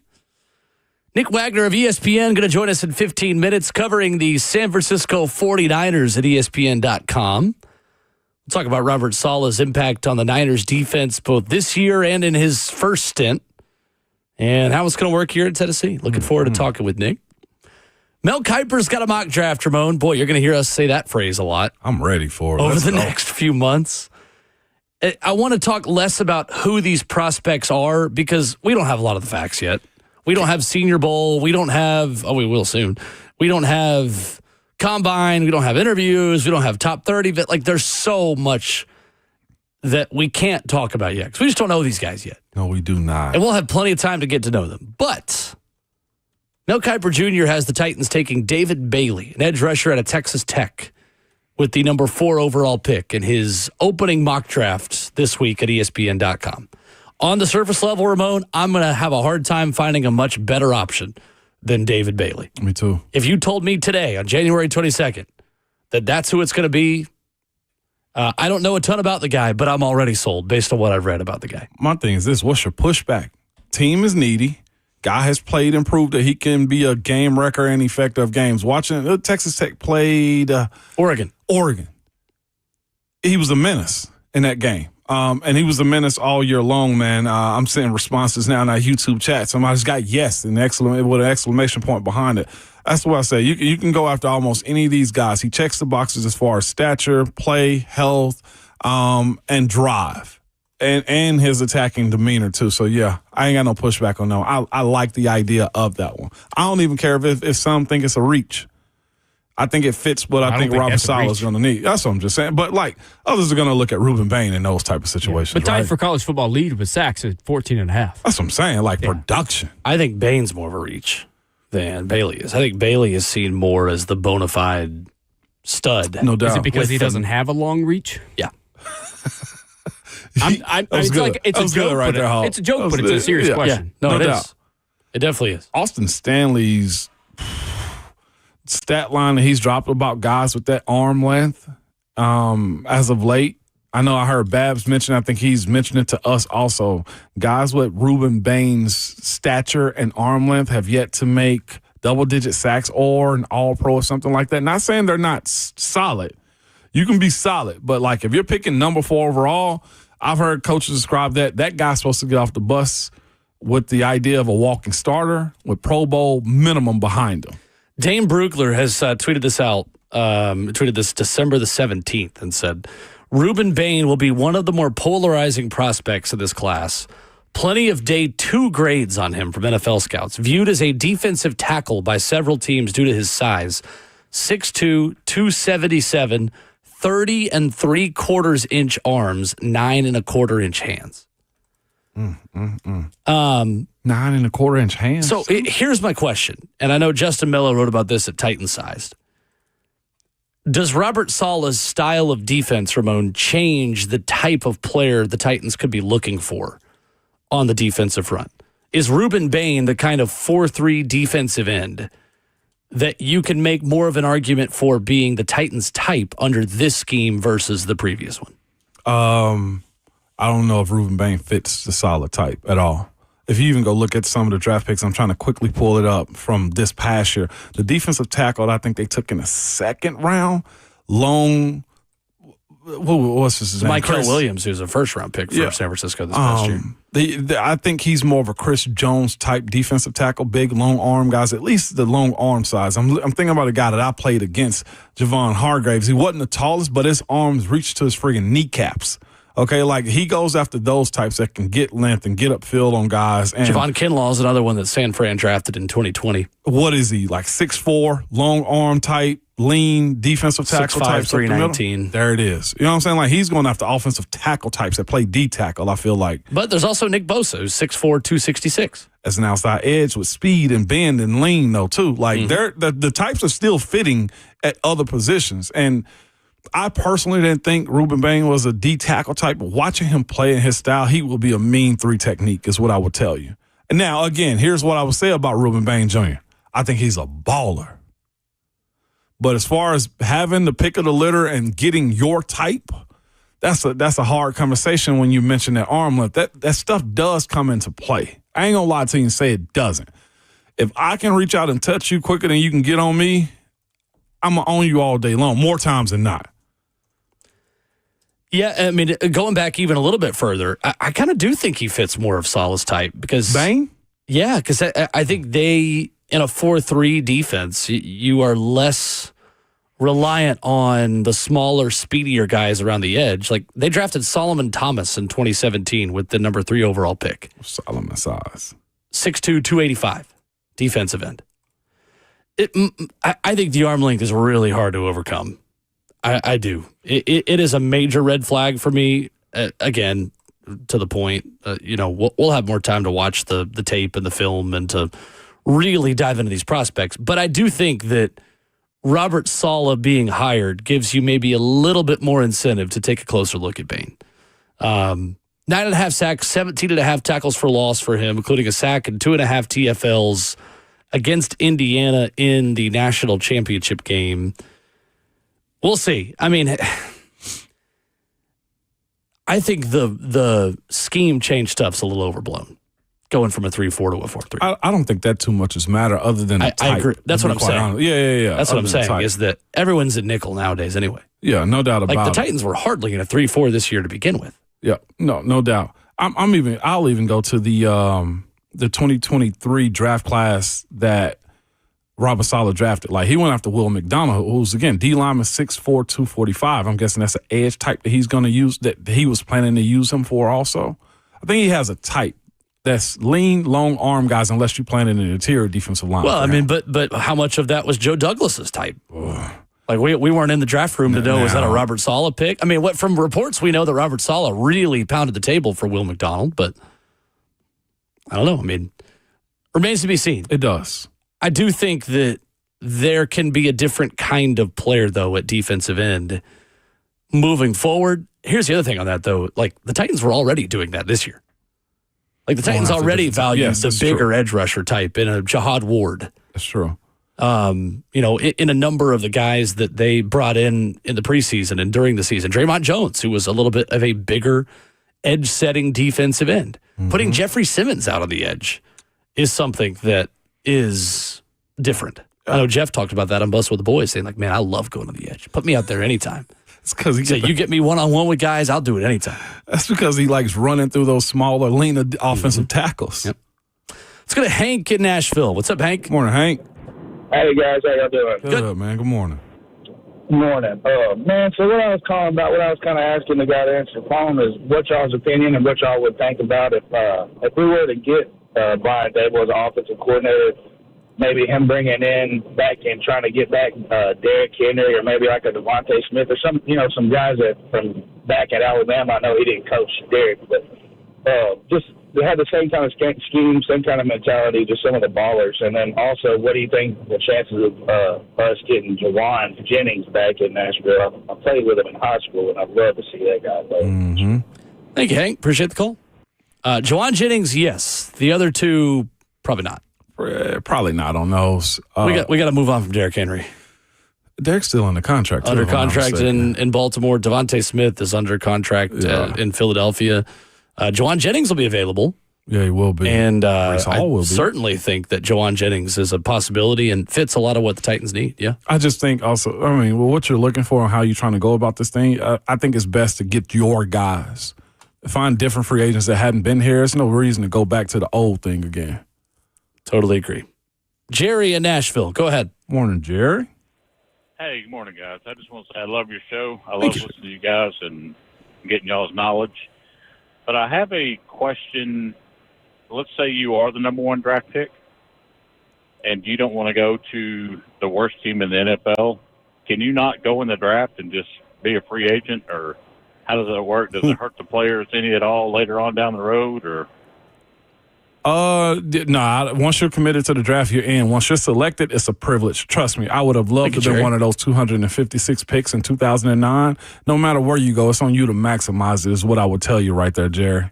Appreciate the call, Jerry. Dante Moore's the only player that's jumped back out of it because the Jets was probably going to pick at that spot.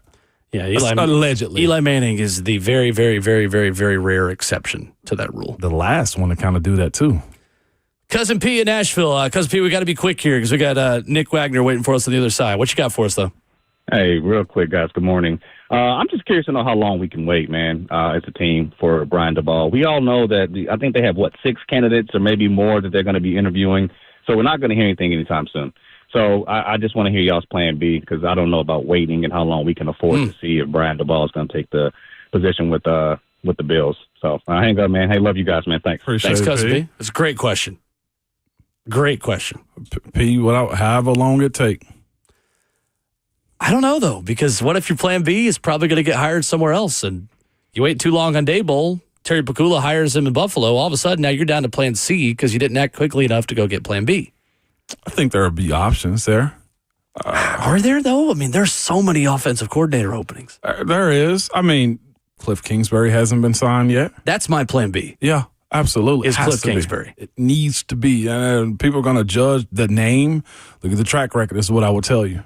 If it's Sunday, yeah, and you don't have an answer yet from Brian Daboll, do you shift to plan B and Kingsbury? I mean, Minnesota's essentially done the same thing right now with Brian Flores. They've signed him with the expectation that he could take Pittsburgh's head coaching job. Yeah. So the options of it, you being fluid about the situation, has to be there. They're saying Robert Saleh presented the Titans with numerous options at these situations right here. Defensive coordinator's not as hot of a market either. I mean, it's like half the league's looking for an OC. Yes, they are. Did Kingsbury ever get an interview here, or was it just a request? Yes, he interviewed here. Okay, so that's already a plus. I believe so, right? Did he? I don't think he did. That's what I'm thinking. I think it was a request, never actually got the interview. Yeah. I don't think that matters, though. I mean, I think the relationships that Robert Saleh has that relationship because Saleh knows everyone in the McVay, Shanahan, and LaFleur tree, and Kingsbury's a member of that community. It's a great question on how long you wait. I'm with you. I think Sunday. Some conversation. That's right. Cliff did not interview. It was Cliff and Chris Shula who were the two who were requested but did not interview. Right. So you're right. My mistake on that. Coming up, Nick Wagner of ESPN will join us. Covers the San Francisco 49ers as an ESPN NFL Nation reporter. We'll get his take on the Robert Saleh hire coming up next.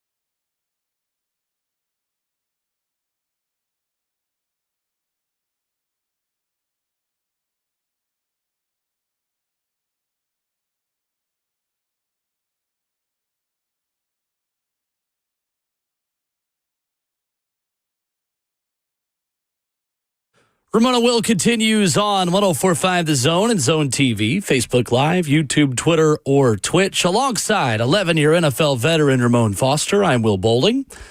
Please be joined this morning by ESPN NFL reporter covering the San Francisco 49ers, Nick Wagner, kind enough to stop by and talk about Robert Saleh with us here today. Nick, good morning. How are you? I'm doing well. How are you guys? Good. We are great. We appreciate you coming on to talk about the new reported head coach of the Tennessee Titans. What about Robert Saleh, Nick, makes him the right choice, in your opinion, for the Titans, seeing him work in San Francisco? And do you feel like he is ready and done the proper steps and things to be a head coach again? Yeah, a few things to answer your first question there. Number one, Robert Saleh is a really intelligent man, and he kind of built into that is very adaptable. And I think this year kind of showed that in spades, because this was a team going into the season. All you had was Nick Bosa and Fred Warner and Diamador Lenore on that defense. They had 8 new starters in other places on that defense. So coming into the year, it was already going to be a little bit of an uphill challenge. But then you lose Nick Bosa in week 3. You lose Fred Warner in week 6. Now all of a sudden it's like, how can we piece this together to just kind of keep the defense afloat and let the offense do a lot of the heavy lifting? And they had no pass rush, guys. I mean, Myles Garrett had more sacks this year than the 49ers did as a team by a fair margin. And so Robert Saleh, what he did was basically he just said, okay, what we're going to do is we're going to eliminate big plays. We're going to try to be pretty good against the run, and we're going to make you execute, 15, 16, 17 play drives. And the theory behind that being eventually you're probably going to make a mistake. And that showed up. A lot of their takeaways came in the red zone. They were able to get 4th down stops, things like that. And so it was really an impressive coaching job given kind of the patchwork, piecework group that Robert Saleh had this year. So I think if you just kind of look at his body of work, he's obviously had a lot of success when he's had really talented defenses. We've seen that in San Francisco. We saw some of that in New York when he was the head coach there. But even when he doesn't, he still finds a way to make it work. So that I think that adaptability has to be appealing to teams, and certainly was to the Titans. ESPN's Nick Wagner, our guest. Nick, is it fair to say Robert Saleh has a strength of relating to young players? Because it certainly feels like with the necessity of putting in a lot of young guys, he had no other choice this year. How would you say he has gone about trying to develop young talent and guys learning to be pros? Because he's certainly going to have a lot of those here in Tennessee. He does, and I think part of his approach is he's just very realistic about what the situation was. Like, guys, I can't tell you the number of times during training camp and leading into the season we asked him about, this could be tough. You're going to have a lot of young guys that you're counting on, and he said you just got to be ready to ride the roller coaster. He said it over and over, like this is kind of what it's going to be. Is there's going to be ups and there's going to be downs.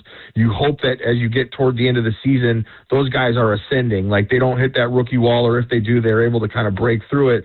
And so I think kind of going into it, knowing what the situation was going to be, helped him in that regard. But yeah, Robert Saleh, like he everyone that he kind of comes in contact with speaks really highly of him. And if you go in that 49ers locker room and ask guys, they all have their own different experiences. And I can just to give you one example, like Chase Lucas, who is ostensibly their backup nickel cornerback, not someone that you would think is really high on Robert Saleh's priority list, but he kind of regularly would meet with Robert Saleh, and Saleh would tell him all the time, like, hey, just keep working. This is, your time is going to come. You're going to get your opportunity. We believe in you. Just kind of keeping guys engaged, which turned out to be a big deal because a lot of those guys did end up playing this year. And so those are kinds of the little things in terms of, we talk about being a leader of men when you're a head coach. Those are the kinds of things that I think really appeal to people and certainly was kind of evident in the product that they put on the field. We're joined by ESPN's Nick Wagner this morning, who covers the San Francisco 49ers. Nick, we appreciate you being up, man, and coming on with us today. With that being said, Robert Saleh had to be reintroduced back to the San Francisco 49ers after leaving the New York Jets. Yep. What was different about him when he came back this past year that you noticed from that time in New York to where he is this year? Yeah, Ramon, it's a good question, and I spent some time with Robert in December, and I wrote a big piece on it going into the Niners Monday night game against the Colts on just kind of where Robert Saleh's head was in becoming a head coach. What are the things that he took away from his time with the Jets that he would look for in to change either in his interview process or about himself as a coach, or even what he would be looking for in his next job, and a few of those things that came up were first of all, on himself. I think he felt like when he was in New York, it took him a little while to kind of be more global, so to speak. He was so used to just working with defense that he really realized that, it took him a little bit of time to have kind of that open door policy and be, talking to the guys on offense and kind of getting feedback from all across the board, whether it be with his coaching staff or with his players. So that was one thing. And then I think, I knew it was pretty obvious he wanted to be a head coach again. He felt like he maybe didn't get the full opportunity with the Jets. When he got fired in New York, they were about to go play a game in Buffalo, which, their record wasn't great. I think they were like 2-3, but if they'd have won that game, they'd have been first place in the division. So he was kind of caught off guard by that. I think what he really wanted was a more infrastructure, like a stable situation with ownership and a general manager and a front office that can not only offer resources and support, but supporting decisions and messaging and things like that matter so much. And it doesn't seem like a big deal. You'll hear all gas, no break. That's Robert Saleh's mantra and has been for many, many years. But he really believes in kind of, a unified message for players, that they have something to believe in so that they can build not only culture, but also identity. When you speak about that identity, too, as you mentioned, he's a defensive head coach that had to learn how to be a chameleon to all sides of the team.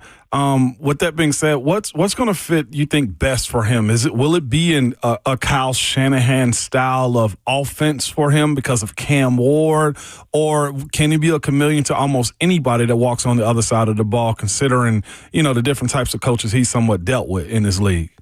Yeah, he's got a big Rolodex, and he's kind of the unique guy in that he's part of the Kyle Shanahan tree that is on the defensive side of the ball, because you've got the LaFleurs and you've got the Slowicks and McDaniel and all these other guys and McVay who are offensive guys, but Saleh is able to kind of tap into that in terms of what he's looking for as an offensive coordinator. And I know some of the names that have been thrown around there in Tennessee, including Brian Daboll, doesn't necessarily fit that, but I do think there's elements of that in what they like to do, and I'm sure he's going to want to mesh that. The 49ers have been, with Saleh gone, wanted to kind of continue and build continuity on what he built in terms of defensive scheme, and I would imagine the opposite would be true for him as well. So I don't know exactly how that's going to play out, but I do know that Robert Saleh thought very highly of Cam Ward. Obviously, he wouldn't have taken that job if he didn't. When the Niners played Tennessee this past year, he spoke highly of Cam Ward, and then even coming out of that game,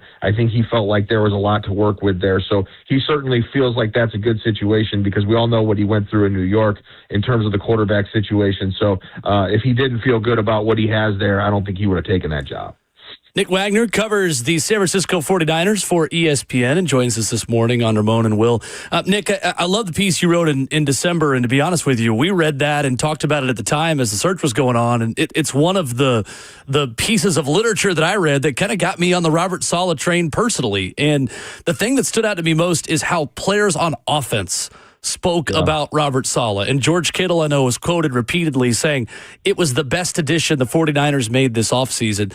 How significant was that to you? Just the fact that a guy that was labeled as never having good offenses in New York had the ear of so many offensive players in San Francisco now the second time around. Yeah, I think it spoke to kind of what I was mentioning earlier, and just in terms of the idea that he had more of an open door policy and was willing to, kind of go across the aisle, so to speak, and talk to offensive guys and get their feedback. And I think, it's easy to sit here and say, like, a George Kittle can go in and talk to Robert Saleh because he's a star player. But my understanding, it wasn't limited to the stars, right? It was kind of up and down the board. And talking to George Kittle about Robert Saleh, he would tell you that, like, it was a mix of things they would talk about. He would go into his office.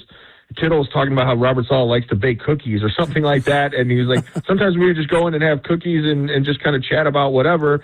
And sometimes he'd go in and pick his brain about something that he saw another defense doing or whatever and get feedback from Robert Saleh.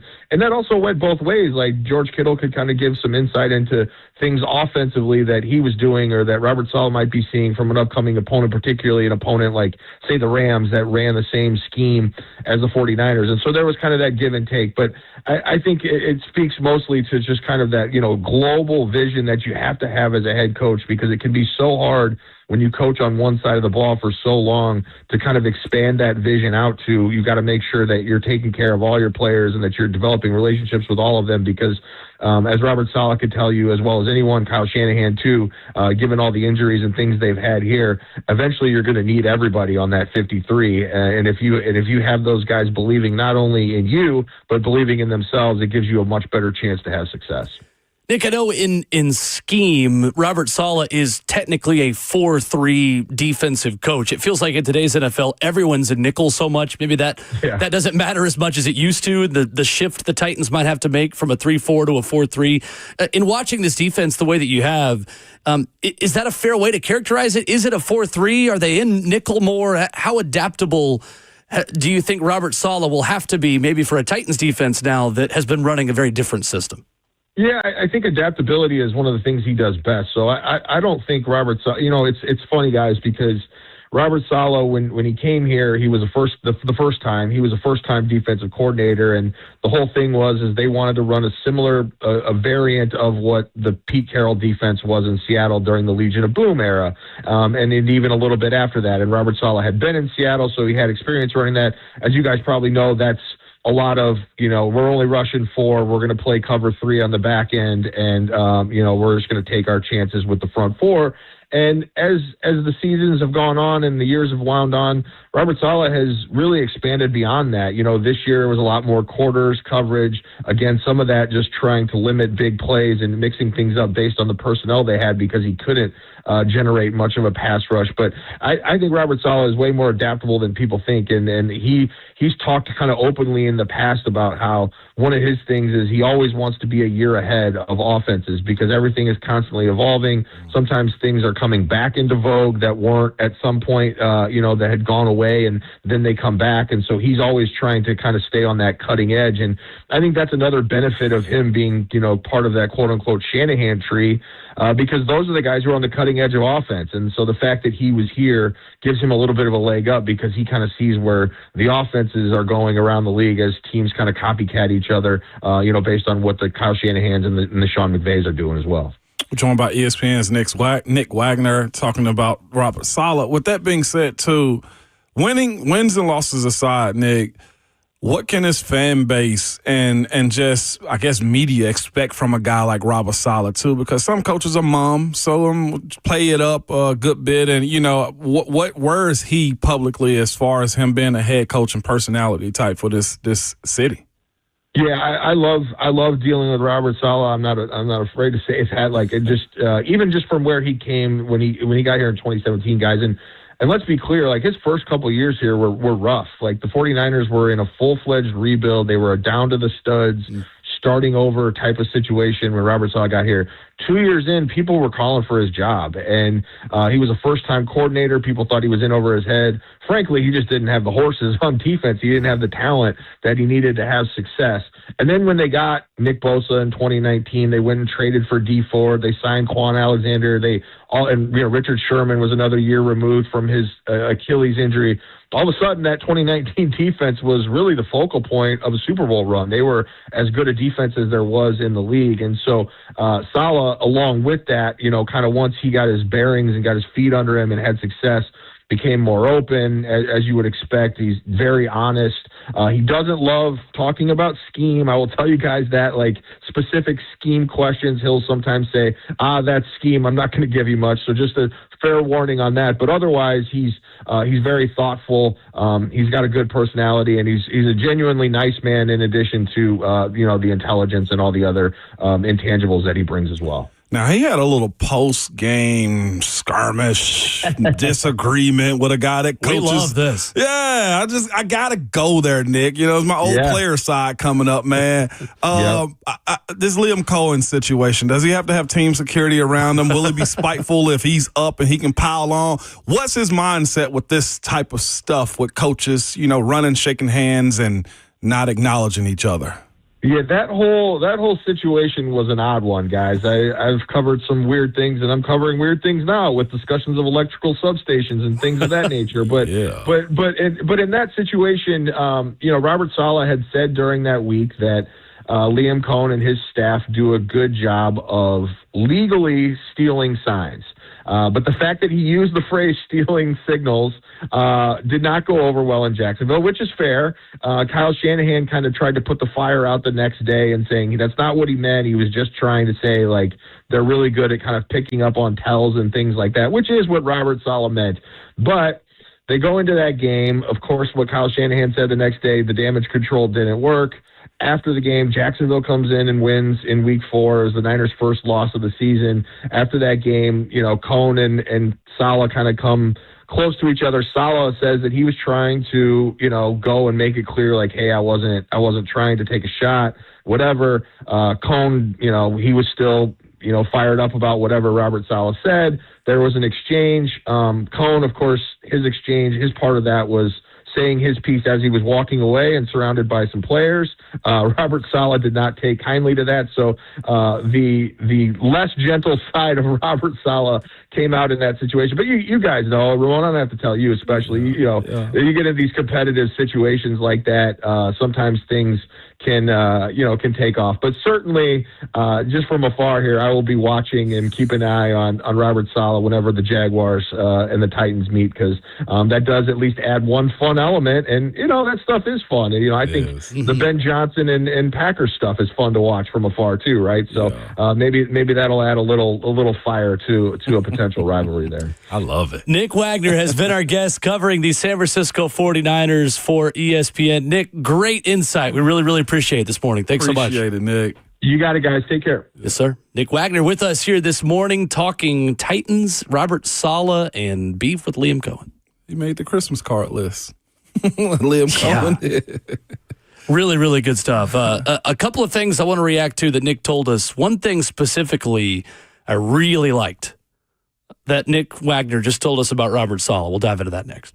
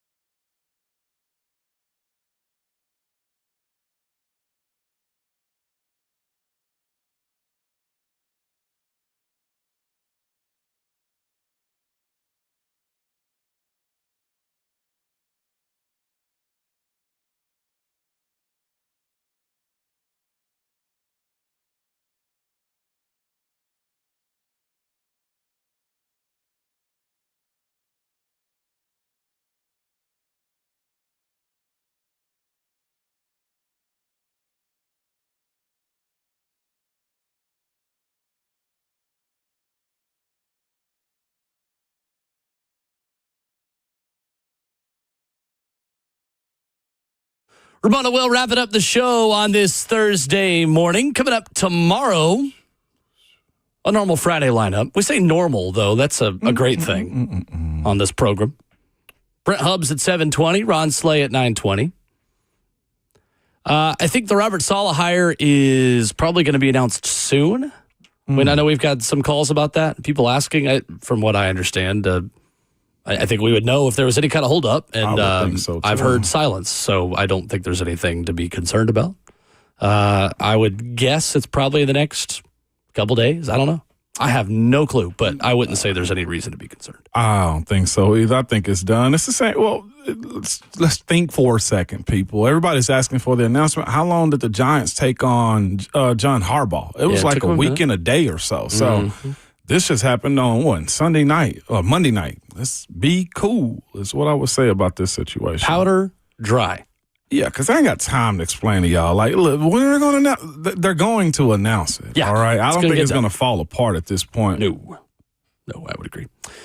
Great stuff with Nick Wagner of ESPN a few minutes ago. If you missed that conversation, or if you missed Coach Mack earlier this morning, or whatever you want to hear, Zone Podcast Network, Apple Podcasts, or Spotify. I love the question you asked about making it work with some of the young guys and how he's changed from the Jets experience to now. And I love what Nick Wagner said, that like it's not just the star players who he had an open door policy for. The backup nickel corner was in his office a lot. And that ended up being important because the backup nickel corner had to play a lot because everyone got hurt on the San Francisco 49ers defense. He seems to be the kind of coach, from Nick's perspective and from what we've heard about him, who is going to treat the backup the same way he's going to treat the starter, and is going to try to connect with his players in a significant way. That's how you continue to build a middle class of guys wanting to sell out for you. And what I mean by middle class is the guys that not on the outside of the stadium with the big posters outside. Like, to have your backup center understand his worth on your team is huge. You're talking about a backup nickel right here. Like, those dudes need to feel it just as important to you as the starters are. That's a high quality. That's a high trait that Coach Tomlin possessed.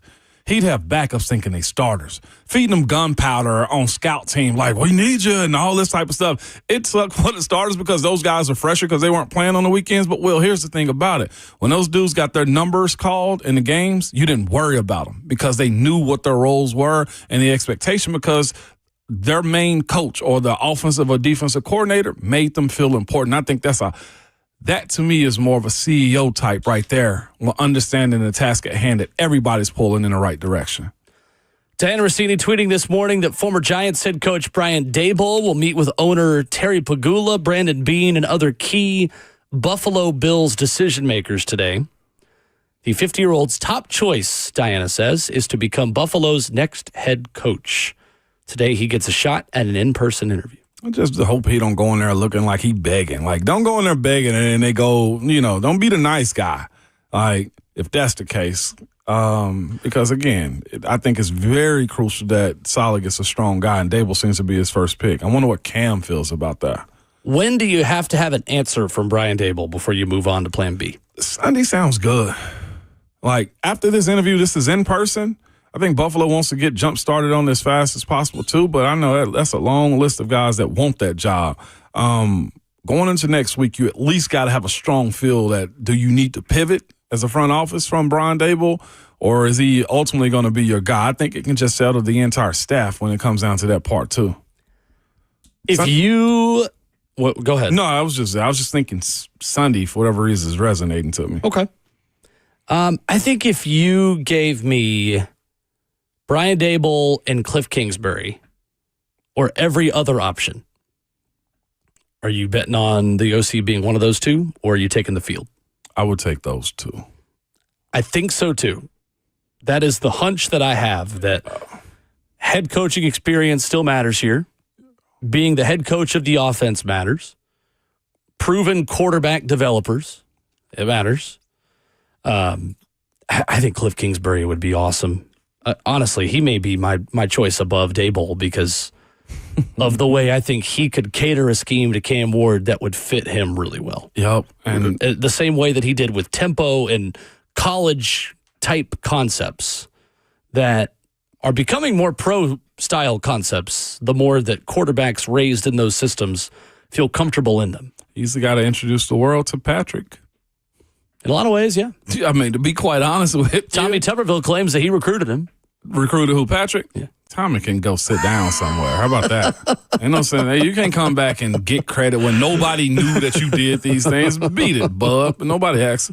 Thank you, Hawk. God, that's so on point. Jeremy Fowler of ESPN did report yesterday that if Davis Webb was to get the Bills job, that Cliff Kingsbury would be an option for his OC job in Buffalo. Oh, in Buffalo, yeah. If Davis Webb was to get the job. I ain't know anything about Davis Webb. Davis Webb is the pass game coordinator and quarterbacks coach for the Denver Broncos right now.